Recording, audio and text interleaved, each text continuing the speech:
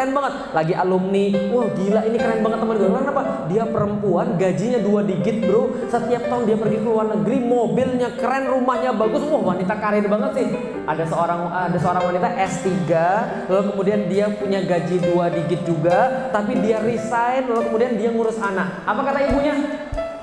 Eman dek, ngapain? Kamu tuh udah di sekolah tinggi-tinggi, sudah bagus gajinya. Ya Allah, seolah jadi ibu itu hina loh sekalian. Ada seorang kelas 6 SD, nggak lulus SMP, nggak lulus SD, cuma sampai kelas 6, dia ngurus perempuan, pantas ngurus anak. Oh sekalian. Kenapa? Karena dia bodoh. Oh sekalian. Ini masalah besar. Kenapa? Karena semua diukur daripada standar kebahagiaan adalah materi. Ketika, catat baik-baik, ketika materi jadi standar kebahagiaan, maka orang kapitalis, wanita dan laki-lakinya mengejar yang namanya materi. Ketika materi yang dikejar, catat baik-baik, Anda nggak bakal menang dengan laki-laki. Oke, kira-kira rumah tangganya Ustadz ada banyak masalah atau tidak? Ada, dan kadang-kadang masalahnya sederhana.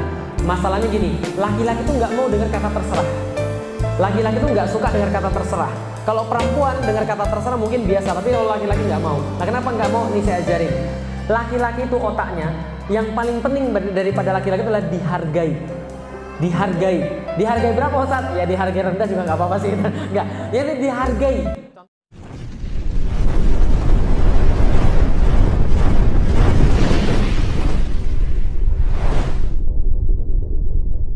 Sudah bisa dimulai ibu-ibu sekalian? Nah, terima kasih. Bismillahirrahmanirrahim. Assalamualaikum warahmatullahi wabarakatuh. Alhamdulillahirabbil alamin, wassalatu wassalamu ala asrofil anbiya'i wal mursalin wa ala alihi wassahbihi ajma'in. Asyhadu an la ilaha illallah wa asyhadu anna Muhammadan abduhu wa rasuluhu la nabiyya ba'da. Wa qala Allahu ta'ala fil kitabihil karim, a'udzu billahi minasyaitonir rajim. Bismillahirrahmanirrahim. Al-yauma akmaltu lakum dinakum wa atmamtu 'alaikum ni'mati wa raditu lakumul Islam madina. Alhamdulillah, puji dan syukur senantiasa kita panjatkan kepada Allah Subhanahu wa taala yang telah mengkaruniakan kepada kita nikmat yang tidak henti-hentinya. Dan di antara nikmat-nikmat yang dikaruniakan kepada kita adalah bahwa kita masih memiliki keimanan di dalam dada kita. Kita berdoa kepada Allah, mudah-mudahan Allah senantiasa menjaga keimanan itu tetap di dalam dada kita, lalu kemudian memelihara dan mengembangkannya, menetapkannya ada di dalam diri kita, sampai akhirnya kita bisa menghadap kepada Allah Subhanahu wa ta'ala. Dan tidak ada syarat yang terbaik yang bisa kita sampaikan kecuali mati dalam kalimat La ilaha illallah Muhammadur Rasulullah. Alhamdulillah, kita bersyukur kita memiliki Allah yang sangat sayang kepada hamba-hambanya. Maka wajar ketika kita mengatakan Iyyaka na'budu wa iyyaka nasta'in. Ya Allah, ketika kami menyadari betapa sayang Engkau kepada kami, betapa cinta Engkau kepada kami, betapa Engkau membukakan pintu ampunan sebesar-besarnya walaupun kami sebanyak-banyaknya bermaksiat, betapa Engkau mengerti dan memahami kami ketika kami bahkan menjauh, bahkan menyelisihi setiap aturan-aturan-Mu, maka kita menyadari lalu kita mengucapkan Iyyaka na'budu. Wahai Allah, duhai Allah, kami siap untuk menjadi budak-Mu, kami siap untuk menjadi hamba-Mu, kami siap untuk melakukan apapun yang telah Engkau perintahkan kepada kami. Wa iyyaka nasta'in. Ya Allah, kami juga memohon agar kami ditolong, kami dibantu bagaimana caranya untuk beribadah, bagaimana caranya untuk taat kepadamu. Maka kemudian dalam doa-doa kita mengatakan Allahumma a'inna bidzikrika. Ya Allah, kami meminta tolong untuk senantiasa bisa ingat kepadamu. Dan juga dalam pertolongan dalam beribadah, pertolongan dalam apapun juga dalam ketaatan kita kepada Allah. Dan kita berharap mudah-mudahan Allah menolong kita senantiasa dalam ketaatan kita, dan mudah-mudahan Allah juga menolong kita dalam setiap hajat-hajat yang kita miliki kepada Allah Subhanahu wa ta'ala. Salat dan salam semoga senantiasa tercurah dan terlimpahkan kepada baginda Nabi besar Muhammad sallallahu alaihi wasallam. Karena percuma seseorang mengatakan bahwa dia mencintai Allah ketika dia tidak mengikuti apapun yang telah diperintahkan oleh Nabi besar Muhammad sallallahu alaihi wasallam. Ketika seseorang mencintai Allah, maka Nabi Muhammad adalah satu-satunya jalan untuk mendekat. Qul in kuntum tuhibbunallah fattabi'uni. Maka siapapun yang mengatakan bahwa dia mencintai Allah, maka katakan lagi kepada dia, maka ikutilah aku, ikutilah Muhammad, ikutilah setiap apa yang diperintahkan oleh Nabi besar Muhammad sallallahu alaihi wasallam. Dan apa yang dicontohkan oleh Nabi Muhammad kepada kita, Masya Allah, beliau menaruh kita sebelum dirinya sendiri. Beliau mencintai umatnya sebelum keluarganya. Dan mudah-mudahan sebagai balasannya kita mencintai beliau, kita mencintai keluarganya, kita mencintai sahabat-sahabatnya, kita mencintai seluruh yang dicintai oleh Rasulullah sallallahu alaihi wasallam. Dan mudah-mudahan karena itulah kita dapat untuk membersamai beliau ketika di surganya Allah, dan mudah-mudahan kita mendapatkan syafaat dari beliau ketika di waktu yang tidak ada keraguan di dalamnya. Amin. Alhamdulillah, ibu-ibu sekalian yang dirahmati Allah, kita sampai pada kajian khusus muslimah. Jadi alhamdulillah saya dikelilingi oleh ibu-ibu yang solehah. Amin, insyaallah. Yang mudah-mudahan ini adalah menjadi bagian di mana kita itu bersatu karena Allah dan berpisah karena Allah. Kita datang ke kajian karena Allah dan kita pulang daripada kajian pun karena Allah. Alhamdulillah, saya juga menyaksikan pemandangan yang baik sekali tadi. Di bawah ada bapak-bapak yang termarginalkan gitu ya. Biasanya kan bapak-bapak yang di atas, ibu-ibu di bawah. Ini bapak-bapak sekarang termarginalkan di bawah gitu ya. Kesian banget ya. Itu kayaknya kalau nggak sopir suaminya atau sopir merangkum suaminya. Dan materi pada hari ini sebenarnya adalah materi yang berisi untuk perempuan, tapi sebenarnya juga untuk laki-laki. Kenapa? Karena bagaimana interaksi antara laki-laki dan perempuan dalam kehidupan, sebenarnya seperti itu. Nah, siapa yang baru ketemu saya pertama kali, angkat tangan?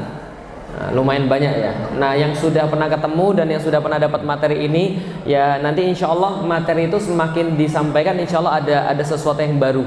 Insya Allah, mudah-mudahan teman-teman dapat sesuatu yang baru. Maklum, BSD itu kan itu aja. Dan tahun ini jadwal saya di BSD Bintaro itu hampir 50% jadwal saya di Indonesia. Nah, jadi BSD Bintaro tahun ini banyak ketemu saya gitu ya. Nah, jadi banyak ketemu dengan ustadz nomor 2 paling radikal seluruh Indonesia. Masya Allah. Cuman seradikal-radikalnya saya ya tetap begini-begini aja sekalian. Alhamdulillah. Dan memang kalau kita bicara tentang wanita itu kita memang bicara tentang sesuatu yang istimewa. Karena dakwah itu tidak sama antara satu orang ke orang yang lain. Kenapa? Karena dakwah itu disampaikan dengan cara-cara yang khusus gitu kan ya. Dan ini harus dimengerti oleh banyak orang. Karena dakwah itu bahasanya nggak bisa sama. Kalau kita bicara dengan bapak-bapak beda dengan ketika kita bicara dengan ibu-ibu. Nah, ini nanti akan saya sampaikan kenapa sih kita tuh harus berbeda dalam memperlakukan laki-laki dan wanita. Memperlakukan laki-laki dan wanita pun berbeda, apalagi memperlakukan sebuah golongan-golongan yang sama sekali sekarang muncul baru-baru ini. Karena bahasa tuh beda-beda. Zaman dulu ada nggak yang namanya alay? Nggak ada. Zaman sekarang ada nggak namanya alay? Ada. Contoh ciri-ciri alay apa? Itu kalau misalnya ibu-ibu gitu ya, dia buat akun di Facebook. Kalau ibu-ibu zaman dulu buat akun gampang, solihah gitu ya, misalnya gitu ya, namanya solihah. Anak alay zaman sekarang bukan solihah, 50L1H4H gitu ya. Itu kalau misalnya saya tuh jadi ragu-ragu dia nulis itu pakai keyboard atau pakai kalkulator. Wah, bagus sekali ya. Karena itu ada angka-angkanya itu loh. Nah, jadi ini anak-anak alay zaman sekarang beda bahasanya dengan orang-orang zaman dulu. Ada bahasa-bahasa yang nggak bisa dimengerti oleh orang-orang zaman dulu, bisa dimengerti oleh orang zaman sekarang. Persis laki-laki dan wanita. Nah, ini kadang-kadang harus dipahami. Contoh misalnya dalam dalil dalam Al-Quran itu Anda bisa baca dalam surat Yasin. Jadi dalam surat Yasin itu Anda akan ketemu satu ayat bunyinya begini. Waja'a min aqsal madinati rajulun yas'a. Gitu kan ya. Jadi datang daripada ujung desa, ujung kota itu artinya desa. Ya, ini orang desa. Orang desa ini datang kepada kaumnya lalu kemudian mengatakan ittabi'u mursalin. Wahai kaumku, ikutilah para rasul-rasul ini. Coba bayangkan, itu di kaum itu saking parahnya mereka itu sampai didatangkan bukan 1, 2 tapi 3 rasul. Yang turun berapa rasul? 3 rasul dalam satu waktu di satu tempat. Kebayang nggak nih orang batunya kayak apa? Jadi bayang ya, ini 3 orang turun bersamaan, Rasul diutus oleh Allah untuk kemudian pada satu kaum di satu waktu di satu tempat. Saking batunya orang-orang ini. Tapi kira-kira 3 Rasul diutus mereka ngaruh atau tidak? Nggak ngaruh sama sekali. Nggak merubah mereka, nggak membuat mereka lebih baik. Maka mereka bilang apa? 3 orang ini provokator. 3 orang ini bikin sial. Sebelum mereka datang bisnis kami bagus, setelah mereka datang bisnis kami anjlok. Sebelum mereka datang kami beruntung, setelah mereka datang kami sial. Ini orang 3 ini bawa sial semuanya. 3 orang ini Rasul langsung dibimbing oleh Allah, langsung dibimbing malaikat, dakwah nggak didengerin sama sekali. Bahasa Jawa nggak direken sama sekali, pokoknya diabaikan sama sekali. Tiba-tiba ada 1 orang datang dari desa, gitu kan, datang dari desa tadi, pinggir kota, gitu kan, datang dari desa, datang tiba-tiba ngomong dengan bahasa dia, dengan gaya dia, dengan cara dia ngomong. Apa yang terjadi? Itu seluruh masyarakat langsung stres ngelihat orang ini. Orang ini bukan nabi, orang ini bukan rasul, belajar sama Allah nggak pernah, belajar sama rasul, belajar sama nabi juga nggak pernah. Dia orang desa tapi berbahasa kaumnya. Dia bisa punya cara supaya kaumnya ini merasa jelek, paham ibu sekalian? Jadi merasa ini gue banget, ini kayaknya menusuk hati secara langsung. Apa yang terjadi? Ini orang diinjek-injek sampai mati sama kaumnya. Gara-gara apa? Gara-gara ngomongannya itu sangat dirasakan dan sangat berpengaruh pada masyarakat. Kalau dibiarin hidup, kalau dibiarin terus-terus begini, ini orang bisa berubah semua gara-gara dakwah dia. Padahal dakwahnya cuma apa? Ikutin aja para nabi. Yang dia omong cuma melakukan apa yang dikatakan para nabi, disederhanakan menurut bahasa kaumnya, dimengerti sama kaumnya. Orang-orang jahat nggak suka, kalau dibiarkan bakal menyadarkan orang banyak, diinjek-injek sampai mati. Nah ketika dia diinjak-injak sampai mati, berhadapan dengan Allah, Allah kasih dia surga dan ampunan-ampunan, Masya Allah. Yang 3 Rasul aja nggak mampu, dia bisa lakukan. Itu di dalam surat Yasin. Artinya apa? Orang berbicara dengan bahasa kaumnya. Zaman dulu misalnya contoh, yuk kita pergi pengajian. Zaman sekarang yuk kita hangout bareng, misalnya gitu kan ya. Zaman dulu misalnya namanya jihad, zaman sekarang namanya touring, misalnya begitu kan ya. Nah ini dipermasalahkan pada zaman sekarang gara-gara nggak paham perbedaan. Gitu kan, bisa difahami teman sekalian. Akhirnya saling menghujat satu sama lain, bukan saling menghujat sih, dihujat gitu kan, jadi gitu kan ya. Dihujat oleh yang lain, padahal langkahnya sama-sama dakwah. Harusnya ini tidak perlu terjadi kalau ada saling paham satu sama lain, bisa dipahami teman sekalian. Nah, persis membahas tentang wanita, ini Anda akan paham seperti apa wanita sehingga berlaku kepada wanita itu bisa bagus. Sehingga seorang laki-laki berlaku pada wanita bisa bagus. Jadi ini kalau nanti ada yang direkam, minta rekamannya sama panitia, kasih sama suaminya. Wah, ibu sekalian. Biar suaminya ngerti ternyata laki-laki dan wanita itu berbeda. Dan wanita juga bisa mengerti bagaimana cara memperlakukan laki-laki dan bagaimana bersinergi di dalam dakwah, di dalam kehidupan hanya untuk Allah Subhanahu wa taala. Baik, kalau gitu saya akan mulai sedikit perjalanan kita dengan satu gambar. Kalau yang nggak kelihatan nasib, kalau yang kelihatan ya alhamdulillah, kan ya. Nah, ini gambar apa nih? Ada yang tahu? Gambar apa ini? Ini sengaja saya tutupin biar nggak ada yang macam-macam pikirannya, gitu kan ya. Nanti muncul lagi di sosial media Ustadz Syubhat, gitu kan ya. Nampilin materinya patung misalnya, gitu kan ya. Oke, ini gambar apa ini? Patung, iya. Patung apa? Romawi. Kira-kira patung apa Romawinya? Kalau di Romawi dia dikenal dengan nama Jupiter. Kalau di Yunani dia dikenal dengan nama Zeus. Jadi ini adalah dewa Zeus, atau dalam terminologi orang Romawi namanya dewa Jupiter. Sama-sama dewa petir, intinya sama. Nah, ceritanya dulu ibu-ibu sekalian, ini saya cerita mitologi Yunani untuk menyampaikan pada ibu-ibu bahwa orang Yunani itu juga mikir, kita ini diciptakan siapa? Jelas ya? Kalau orang-orang muslim menjawab kita diciptakan Allah, orang Yunani jawabannya beda. Orang Yunani jawabannya kita semua diciptakan oleh dewa Zeus. Dewa Zeus ini adalah dewa paling tinggi, dia yang menciptakan manusia sebagai mainannya, kira-kira begitulah. Maka dewa Zeus ini punya 3 kakak beradik yang paling besar. Yang kedua namanya Poseidon, dewa lautan, Neptunus. Lalu kemudian satu lagi namanya Hades. Ini Hades ini dewa akhirat, kira-kira gitulah. Nah, itu adalah jawaban mereka. Nah, kalau gitu Zeus ini datang dari mana? Oh, dari dewa-dewa yang lain namanya Titan. Nah, Titan ini nggak tahu dari mana, dari alam semesta pokoknya. Titan menciptakan Zeus, Zeus menciptakan manusia. Nah, di antara manusia-manusia yang diciptakan oleh Zeus ceritanya, maka Zeus ini naksir sama peliharaannya sendiri, atau naksir sama manusia yang menjadi yang peliharanya sendiri itu. Maka dia menikahi manusia, kadang-kadang nggak menikahi sih, langsung menggauli manusia. Ini tapi gaul itu ada banyak kata ya, ini agak sedikit melenceng ya. Kadang-kadang ada orang bilang nggak boleh bilang ustadz gaul. Lah kenapa? Gaul artinya adalah setan. Itu bahasa Arab, bro. Bagus sekalian. Ini bahasa Indonesia. Baik, kita balik lagi ke sini. Dia menggauli manusia yang menjadi ciptaannya sendiri. Hasil antara penggaulannya dengan manusia itulah jadi manusia setengah dewa. Manusia setengah dewa ini yang dikenal sebagai half man half god. Ceritanya menurut orang-orang Yunani, inilah kemudian anak-anaknya yang ada di bawah-bawahnya ini adalah hasil dia menggauli manusia.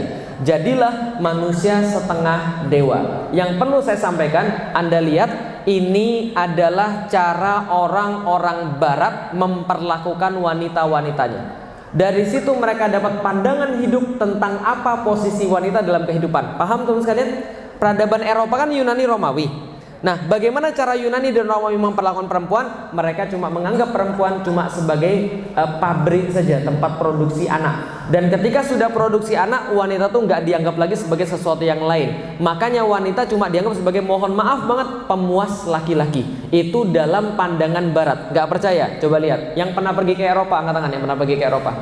Pernah pergi ke Eropa? Kalau nggak lihat TV di Eropa udah pernah? Oke. Di Eropa banyak patung atau tidak? Banyak. Laki-laki atau perempuan yang banyak? Laki-laki atau perempuan? Perempuan. Pakai baju atau tidak? Enggak. Saya pernah ke Eropa, pergi ke gereja-gereja yang sudah nggak kepake, masuk itu patung-patung sangat banyak sekali. Dan patung-patung perempuan telanjang di gereja. Patung-patung perempuan telanjang di tempat-tempat umum. Begitulah mereka memperlakukan perempuan. Perempuan-perempuan yang bagus adalah perempuan yang telanjang bagi mereka. Dan zaman dulu perempuan yang cakep tuh yang gendut, Ibu sekalian. Maka kalau kita lihat di Eropa tuh nggak ada yang namanya patung langsing tuh nggak ada, gendut-gendut semua. Karena zaman dulu gendut itu bagus gitu ya. Oh, Ustadz, kemarin kalau ada yang bilang bahwa perempuan soleha itu di bawah 55 kilo, itu di Arab. Oh, nanti saya kenal lagi masalah gitu kan ya. Enggak. Saya tuh kepikiran terus dari kemarin itu kan ya. Enggak. Jadi artinya itu zaman dulu orang-orang Eropa melihat perempuan gendut itu sebagai yang seksi. Nah, maka mereka pasang perempuan-perempuan itu sebagai patung, sebagai pemuas bagi laki-laki, karena perempuan cuma dianggap sebagai pemuas laki-laki saja. Bisa dipahami sampai di sini Ibu sekalian? Contoh, dalam kisah Zeus yang ditulis oleh seseorang yang saya lupa, Homer namanya. Homer itu kemudian membuat cerita tentang dewa-dewa di Yunani dan Romawi. Mereka menaruh perempuan senantiasa cuma jadi pelengkap daripada laki-laki. Oke, nggak percaya, coba kita lihat lagi. Nah, ini salah satu dewa dan dewi yang lain. Oke, Zeus nikah sama Hera. Hera dewi, Zeus dewa. Walaupun sudah nikah, dia punya selingkuhan banyak, yaitu manusia. Yang tadi saya sudah lihat anak-anaknya. Anak-anaknya siapa aja saat Perseus gitu kan ya, Hercules. Kalau pernah dengar, itu anak-anak Zeus yang setengah manusia. Tapi dia juga punya anak yang dewa dan dewi. Siapa saja anaknya yang dewa dan dewi? Nih, ini perempuan ini namanya Afrodit. Siapa namanya? Afrodit. Afrodit ini adalah dewi yang paling cantik, anaknya dewa Zeus. Dia dilambangkan dengan kesuburan, dilambangkan dengan kecantikan. Cantik tapi dia dinikahkan. Nih namanya Afrodit, dinikahkan dengan yang paling jelek anaknya, namanya Hephaestus. Hephaestus ini saking jeleknya mukanya, maka ibunya nggak mau ngelihat mukanya lagi. Setelah lahir langsung dikasih ke gunung, disuruh kerja di bawah gunung buat senjata buat para dewa. Karena yang paling cantik dinikahkan sama yang paling jelek, jadilah Beauty and the Beast. Maka kemudian perempuan yang nggak mau nikah sama dia karena dia adalah jelek sekali, maka dia selingkuh sama saudaranya yang lain yang lebih maco, namanya Ares, yang lebih ganteng, dewa perang. Nah, ini six pack, paham Ibu sekalian? Jelas ya? Nah, ini kisah-kisah yang ada di Yunani dan ada di Romawi. Semua kisah-kisahnya diwarnai dengan perselingkuhan, perempuan yang mohon maaf digauli tanpa adanya pernikahan dan seterusnya. Ini semua cara mereka menggunakan atau cara mereka melihat wanita. Bisa dipahami sampai di sini Ibu sekalian? Oke, itu di barat. Berarti di barat kira-kira perempuan dilecehkan atau tidak? Perempuan sangat dilecehkan. Dan bahkan ketika sudah datang agama pun tidak berhenti perempuan dilecehkan. Contoh, setelah datang agama Nasrani, mohon maaf, saya sudah pernah cerita bahwa setelah datang agama Nasrani, orang-orang Nasrani menganggap perempuan adalah penyebab manusia turun ke dunia. Andai kan bukan gara-gara perempuan, kita masih di surga. Kenapa? Karena yang tertipu makan buah terlarang adalah perempuan di dalam agama Kristen, di dalam agama Nasrani. Maka perempuan tuh dianggap gini, gara-gara lo gue jadi punya dosa. Kalau bukan gara-gara lo, gue masih di surga. Efeknya adalah dalam tata cara agama Kristen, perempuan tidak boleh ngajar agama. Perempuan tidak boleh mempelajari agama secara mendalam. Kenapa? Karena mereka perangkapnya setan. Itu yang diyakini. Maka perempuan-perempuan di zaman dulu punya struktur sosial yang rendah. Contoh misalnya di Eropa, cerita-cerita tentang misalnya tentang segala macam tentang tales dan sebagainya. Pertanyaan saya, penyihir itu baik atau buruk? Baik atau buruk? Oke, berarti penyihirnya lebih banyak laki-laki atau perempuan? Contoh, Putri Salju, penyihirnya laki-laki atau perempuan? Perempuan. Apalagi misalnya Hansel and Gretel, penyihirnya laki-laki atau perempuan? Semua penyihir jahat itu perempuan. Tapi begitu penyihirnya laki-laki pasti baik. Merlin, Albus Dumbledore, kan ya. Nah itu baik-baik semua. Kenapa? Karena perempuan penyihir itu senantiasa disalahkan kalau di satu tempat ada wabah penyakit. Jadi Eropa di zaman dulu, ketika Islam sudah punya dokter, Eropa itu ketika ada wabah penyakit, mereka langsung cari siapa perempuan yang rambutnya merah, matanya tajam, yang kelihatannya dia adalah setan, dibakar. Setelah dibakar, biasanya wabahnya sembuh. Kalau nggak sembuh, cari lagi penyihir yang lain untuk dibakar. Karena pasti ada penyihir wanita di tempat-tempat kita ini. Bisa dipahami teman sekalian. Itu cara Eropa memperlakukan wanita. Kira-kira bagus atau tidak? Jelek. Wanita-wanita cuma kerjanya di pub, cuma kerjanya di tempat-tempat minum laki-laki, di bar gitu kan ya. Lalu kemudian mohon maaf cuma diambil kemudian kenikmatan-kenikmatan tertentu saja. Cuma itu saja kemudian bagi perempuan. Itu di Eropa. Kalau di Asia kira-kira gimana? Nah ini di Asia. Saya tutup juga beberapa bagian supaya ibu-ibu nggak stres gitu ya. Nah ini adalah satu proses di Asia. Ada yang tahu proses apa ini? Lihat ada perempuan di sini. Dia kira-kira lagi ngapain? Dibunuh. Kira-kira ini proses apa? Ada yang tahu? Ada yang tahu ini proses apa? Ini proses pembakaran mayat di dalam agama Hindu, tradisi India, yaitu dinamakan dengan sati. Coba kalau nanti mau cari di Google, sati. Jadi tradisi pembakaran mayat dalam agama Hindu atau India disebut dengan sati. Kalau dalam dalam bahasa Indonesia disebutnya ngaben. Pernah dengar? Nah, ini lihat nih. Nah, ini suaminya sudah meninggal lalu kemudian dibakar. Baik ibu-ibu sekalian, boleh agak rapat sedikit, yang di luar kepanasan katanya mau masuk. Oke, silakan maju dikit aja. Saya nggak gigit kok, Bu. Cuma nelen aja saya. Agak maju dikit, nah kan bisa lihat dengan jelas gitu kan ya. Nah monggo silakan. Kalau mau berdiri dulu sedikit, terus kemudian rapat-rapatan. Kan ibu-ibu kan suka tempel-tempelan kan gitu kan ya. Silakan. Nah biar yang di depan bisa masuk. Alhamdulillah. Insya Allah ya, nggak apa-apa ya. Insya Allah barokah. Oke silakan, yang di atas bisa masuk. Yang di luar bisa masuk silakan. Mudah-mudahan nggak kepanasan. Oke, nah ini lihat nih yang di bawah ini. Yang di bawah ini adalah suaminya yang dibakar. Kenapa? Karena suaminya meninggal. Dalam tradisi India, sati itu, kalau seorang laki-laki suami itu meninggal, maka istrinya juga ikut dibakar. Kenapa? Karena istrinya adalah milik dia ketika dia sudah nikahi. Bisa dipahami teman sekalian. Dan ini masalah besar. Jadi kalau pas Anda ini misalnya contoh beragama ini, Anda pas sebelum nikah, Anda harus fit and proper test dulu. Ini suaminya cepat mati atau enggak, Bapak sekalian. Kalau cepat mati nanti Anda ikut dibakar juga. Ini cara mereka memperlakukan perempuan. Anda pernah lihat foto-foto di Bali zaman dulu? Agama-agama yang lain, perempuan-perempuan dadanya terbuka. Nah kenapa? Karena begitulah cara perempuan kemudian diperlakukan pada masa itu. Nah bisa kita lihat ini cara mereka memandang perempuan. Bagaimana dengan agama? Nih yang sudah saya ceritain tadi. Yahudi, dalam Talmud dikatakan seorang lelaki Yahudi diwajibkan membaca doa berikut setiap hari. Terima kasih Tuhan karena tidak menjadikanku seorang kafir, seorang wanita atau budak belian. Berarti wanita sama dengan budak, sama dengan kafir. Bila lelaki Yahudi yang telah dewasa bersetubuh dengan anak perempuan, maka itu tidak mengapa. Maka ini adalah kemudian bagaimana cara mereka memperlakukan perempuan. Kalau di dalam agama Kristen gimana? Sama. Lagi pula bukan Adam yang tertipu, melainkan perempuan itu yang tertipu dan jatuh ke dalam dosa. Berarti manusia jatuh ke dalam dosa gara-gara siapa? Laki-laki atau perempuan? Perempuan. Di dalam Al-Quran gara-gara laki-laki atau perempuan? Gara-gara laki-laki atau perempuan? Dua-duanya. Itulah hebatnya di dalam Islam. Allah adil, Allah nggak nyalain perempuan.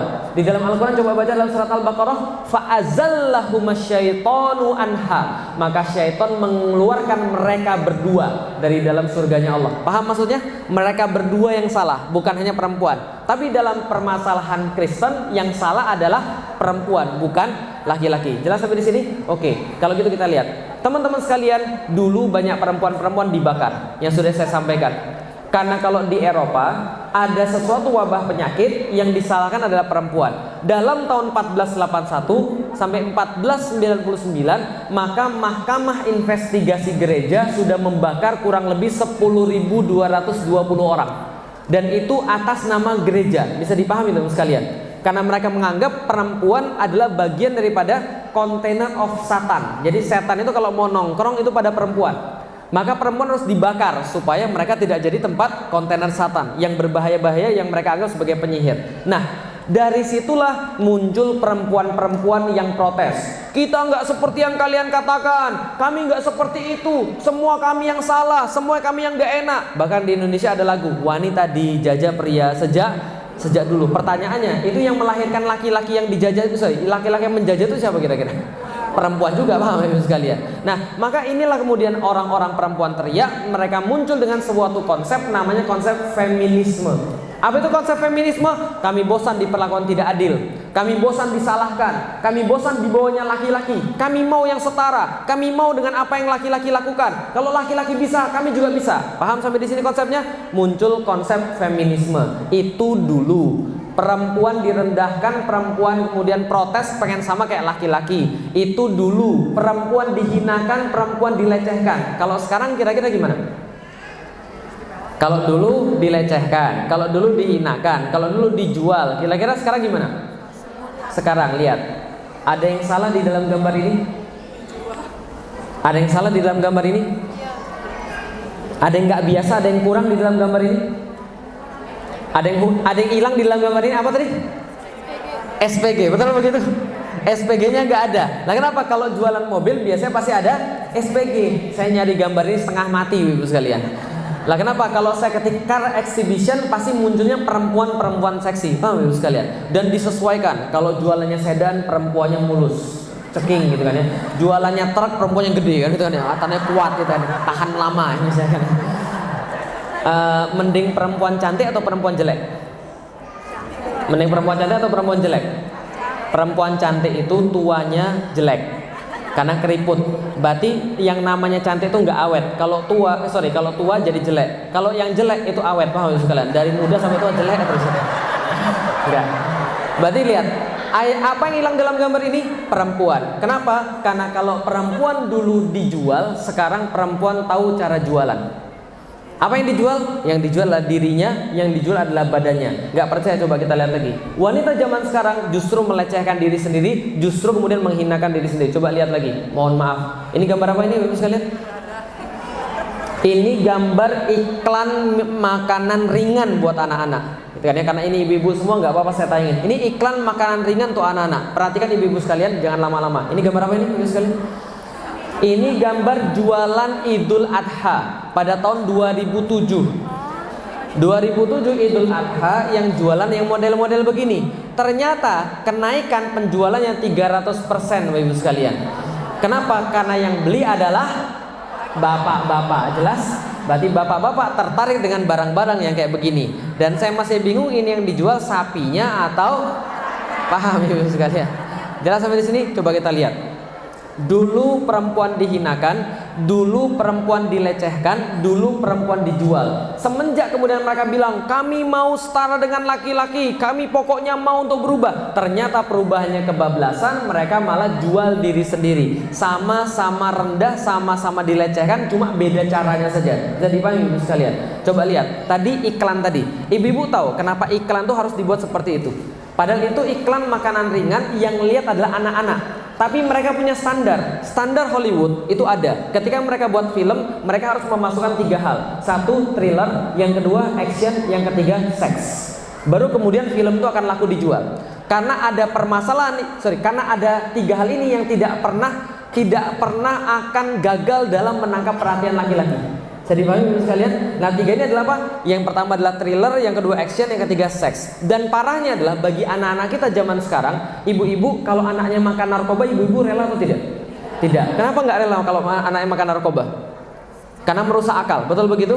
Akal itu dirusak oleh narkoba dengan cara apa? Dengan cara begini. Kita itu punya 100 miliar sel otak, namanya sel saraf, itu punya 100 miliar sel saraf. Tiap kali kita belajar, ini ada saraf yang nyambung. Jadi tiap kali ibu menerima informasi yang baru, ada satu saraf yang nyambung. Setiap kali itu diulang, dia nyambungnya lebih banyak, lebih kuat, dan lebih cepat. Maka informasinya akan lebih cepat jalan ketika memang ada saraf itu. Nah, tugasnya minuman keras itu menghambat agar nggak terjadi koneksi. Makanya orang bilang, ini orang nggak connect nih, sekalian. Artinya dia nggak connect, sarafnya nggak bisa connect karena terhalang oleh minuman keras tadi. Menurut penelitian, pornografi itu lebih jahat 10-100 kali daripada khamr. Bisa dipahami Ibu sekalian. Jadi kalau khamr aja itu menghalangi anak Anda jadi pintar, pornografi lebih parah, dan ini sudah disusupi sejak awal. Bayangkan, lihat iklan, mohon maaf, iklan ban dalam, apa hubungannya dengan paha? Oh Ibu sekalian, tapi ada nggak iklan ban dalam yang ada pahanya? Banyak, lihat aja di bengkel-bengkel. Di bengkel-bengkel tuh bukan hanya ban dalam, tapi bahkan kemudian kalendernya gambar-gambar cewek. Lah kenapa? Karena cewek sekarang dijadikan sebagai komoditas jualan. Akibat mereka pengen jadi kayak laki-laki, kebablasan karena nggak tahu caranya, malah jadi menghinakan diri sendiri. Bisa dipahami di sini Ibu sekalian? Oke, kalau gitu saya pengen masuk lagi. Tidak hanya itu, tapi para feminis yang kebablasan ini akhirnya malah menuduh Al-Quran dan menuduh Islam sebagai biang keladi daripada perempuan yang dilecehkan. Jadi mereka bilang, oh bukan gara-gara Barat, Islam itu yang melecehkan perempuan. Maka lihat zaman sekarang, para feminis pasti temenan sama LGBT, pasti temenan sama penista agama. Mereka setali 3 uang, wah sekalian, karena perjuangannya sama-sama nggak suka sama agama. Apa saja yang mereka protes misalnya? Nih, hukum waris. Oh, Islam tuh nggak adil. Waris laki-laki dan wanita, laki-laki lebih banyak, perempuan setengahnya. Talak pada kekuasaan laki-laki. Poligami. Nah, ini biasa ibu paling sensitif. Poligami, masa perempuan nggak boleh poligami, laki-laki boleh poligami. Padahal memang berbeda. Nanti kita bahas. Saksi wanita dibanding pria. Oh, ini laki-laki boleh memukul perempuan. Ada di dalam Al-Quran. Kalau Anda misalnya mendapatkan mereka nusyus kepada Anda, maka pisahkan dari ranjang. Nasihati, pukullah mereka. Kan gitu kan ya? Lah ini boleh dipukul perempuan, maka menyebabkan KDRT, kekerasan dalam rumah tangga, kiprah politik perempuan dan sebagainya. Oke, sebelum membahas tuduhan-tuduhan ini, ada satu perkara yang mau saya tanyakan pada Bapak Ibu sekalian. Pertanyaannya adalah, laki-laki dan perempuan sama atau tidak? Laki-laki dan perempuan sama atau tidak? Kita coba buktikan sama atau tidak. Sayang bapak-bapaknya di bawah, dan nggak apa-apa kita tes pada ibu-ibu saja. Di depan ada warna dan tulisan. Sebutkan warnanya. Jelas? Sebutkan apa? Warnanya, bukan tulisannya ya, tapi sebutkan apa tadi? Warnanya. Oke, siap? Nggak boleh nge-lag ya. Oke, apapun yang muncul sebutkan apa tadi? Bagus. 1, 2, 3. Warnanya. Jelas? Oke, ini warnanya apa? Warnanya kuning atau putih, tergantung Anda lihat. Tapi kalau tulisannya apa? Jelas. Sebutkan apa tadi? Oke, 1, 2, 3.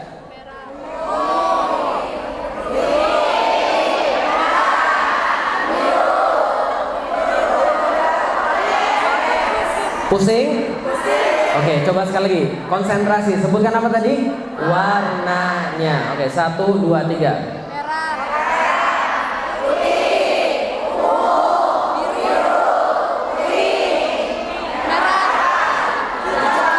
Oke, sudah mulai terlatih. Sekali lagi, sebutkan warnanya. 1, 2, 3.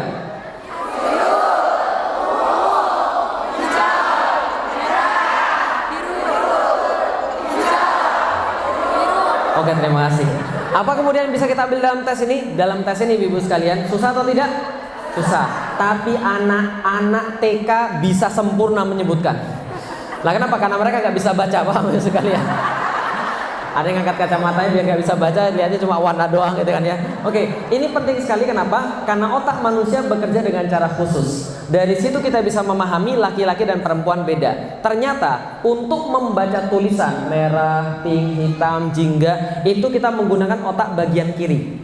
Dan untuk membaca warna kita menggunakan otak bagian yang sebelah lain lagi, sebelah kanan. Artinya ada bagian yang berbeda yang kita gunakan untuk baca warna sama baca tulisan. Bisa dipahami sampai di sini? Ternyata ibu-ibu sekalian, setelah dites kemanapun, ini susah bagi perempuan, tapi ini jauh lebih susah bagi laki-laki. Lah kenapa? Laki-laki disuruh baca begini, tes saja nanti di rumah pusing dia pasti 7 keliling. Lah kenapa? Karena ada konflik dalam otaknya orang sekalian. Ternyata setelah diteliti oleh para ahli neuroscience, otak laki-laki dan otak perempuan jauh berbeda. Artinya kalau kita dikeluarin otaknya laki-laki dan dikeluarin otaknya perempuan, maka otak laki-laki dan otak perempuan strukturnya beda. Apa bedanya otak laki-laki dan perempuan? Otak laki-laki antara kiri dan kanannya jembatannya dikit. Otaknya perempuan antara kiri dan kanannya jembatannya banyak. Paham Ibu sekalian? Sehingga perempuan otak kiri dan kanannya bisa lebih banyak informasi yang lalu lalang, makanya perempuan itu bisa melakukan banyak hal dalam satu waktu. Bisa dipahami ya? Sedangkan laki-laki tidak bisa melakukan banyak hal dalam satu waktu karena otaknya jembatannya dikit. Paham Ibu sekalian? Kalau perempuan itu bisa kayak komputer, buka ini, remnya tinggi, Bapak sekalian.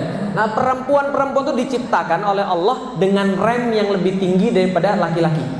Itu sudah pasti. Makanya perempuan itu bisa melakukan banyak hal dalam satu waktu. Nelpon gitu ya, sambil lihat TV, ngasih makan anak, sambil masak. Nah, itu nggak ada masalah bagi perempuan.